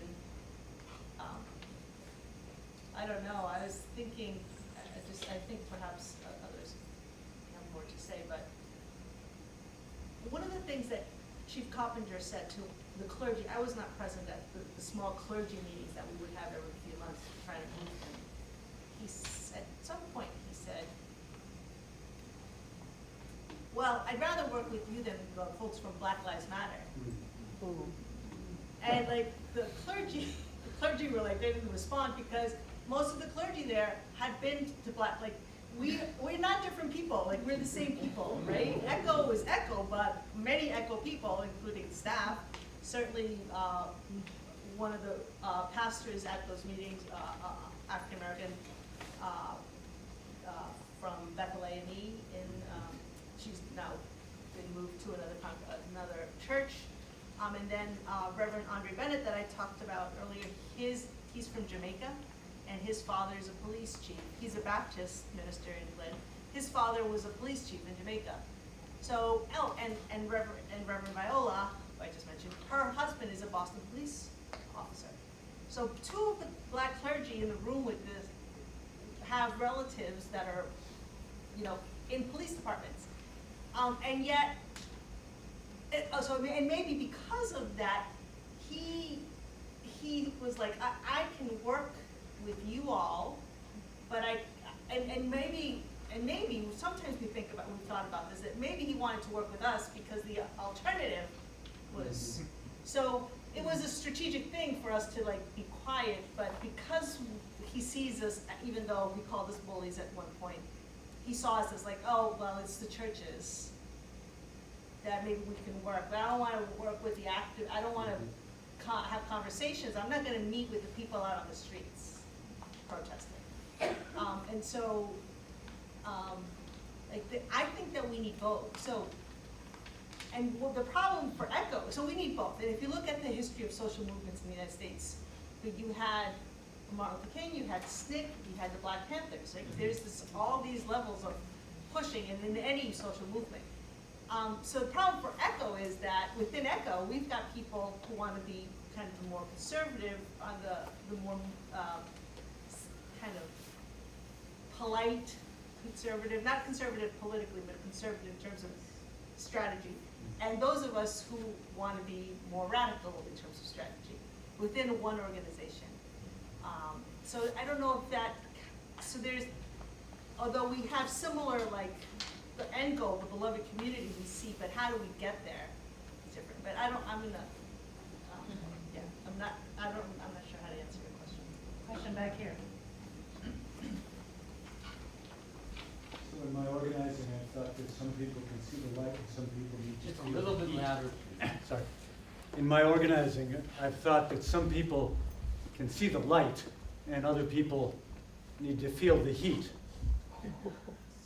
But you said something about the decision of ECHO to hold its own training around implicit bias. And Coppinger's reaction to that stated later, if I understood you correctly, that you saw him as human, or his perception is you saw him as human. There's something that happened there.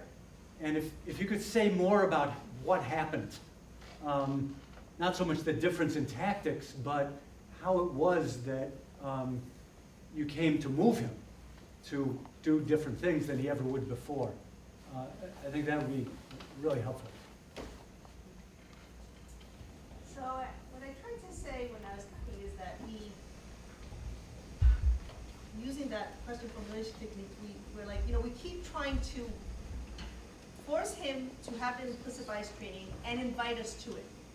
Because we think community members, there's a lot of research that shows that if police just train themselves, like they're in a room by themselves talking to each other, it's not as effective as if community members are in the room. So we know that research. So we were trying to ask him to do the training and invite us to it. And so we said, why don't we just do it and invite, like we have more power over holding one. He said yes. And then logically, well, what does the meeting look like? We always have testimonies because, that's the structure of community organizing from Saul Alinsky. You put the public official on stage and you present testimony and research and you ask close-ended questions, yes or no. It's like this is what we do. So this is kind of very ritualized.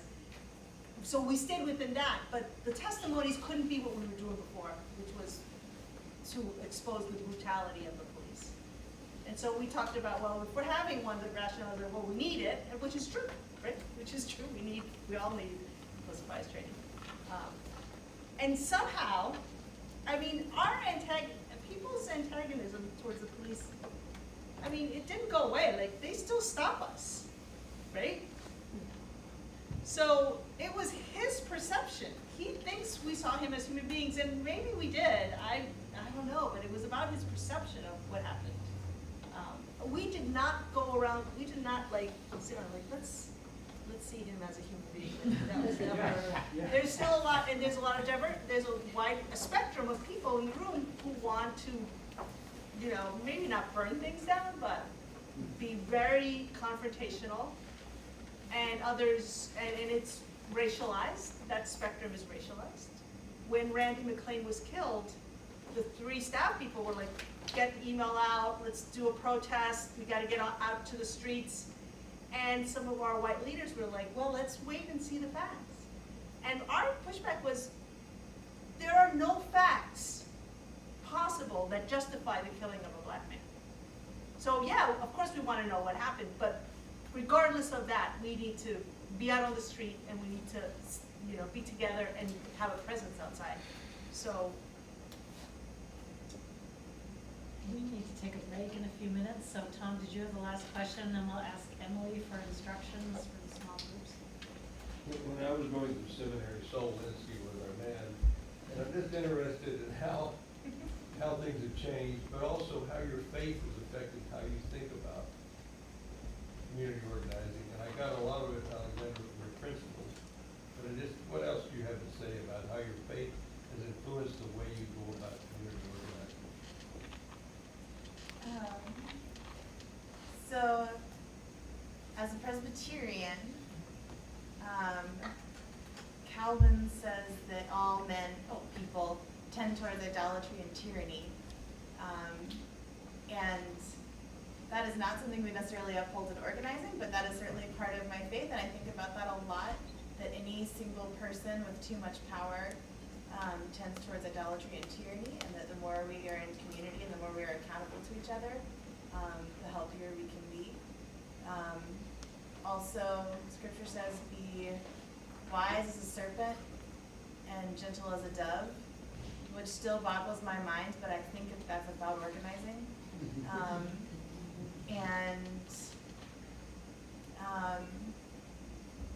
Being a Christian pastor, like our story, our testimony in all things, is a story of death and resurrection, and that's kind of the narrative we tell over and over again in our community organizing. So an important part is to remember that resurrection is part of the story. Like, we don't have to, we do get to win sometimes. And that God transforms and people can be transformed.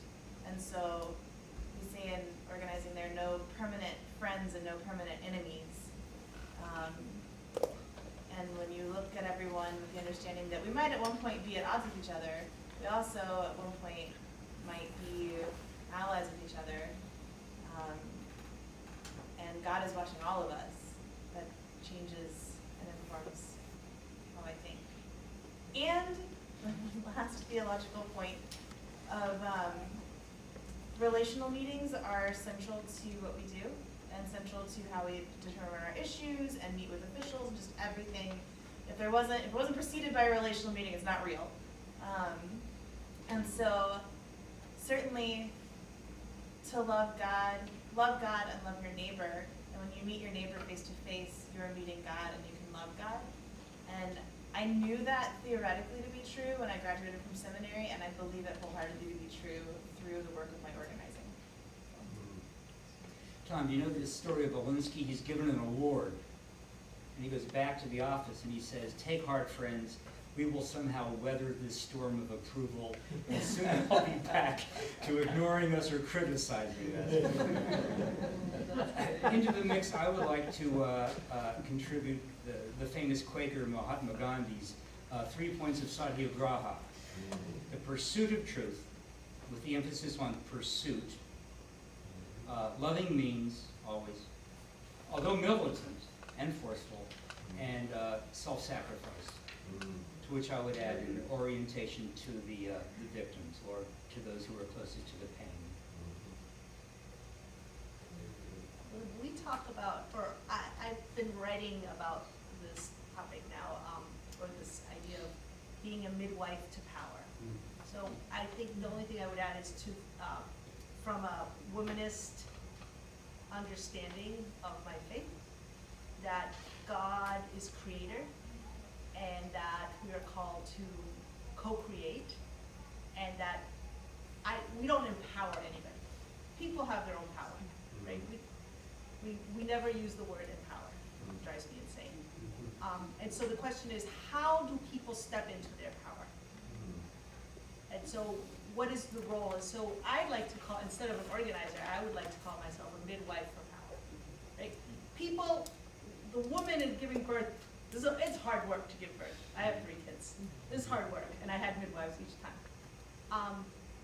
I did the work. The midwife did not do the work, but she was there to tell, she's seen it before, and like what you should be doing. You should be walking. You should be drinking water. So we're there to be midwives to those who are birthing their own power.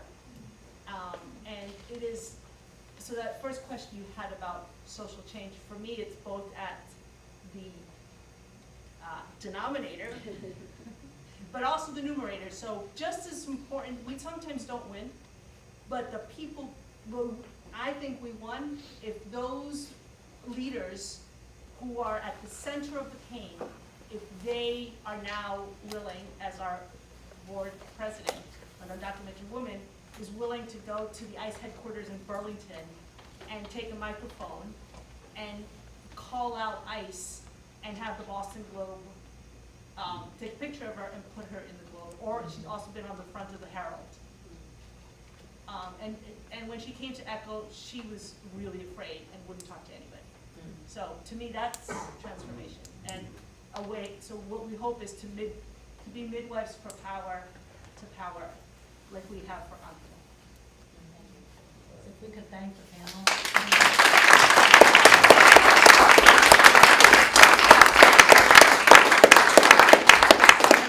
Take a 15-minute break, move around, get some coffee. I hope there's some there still.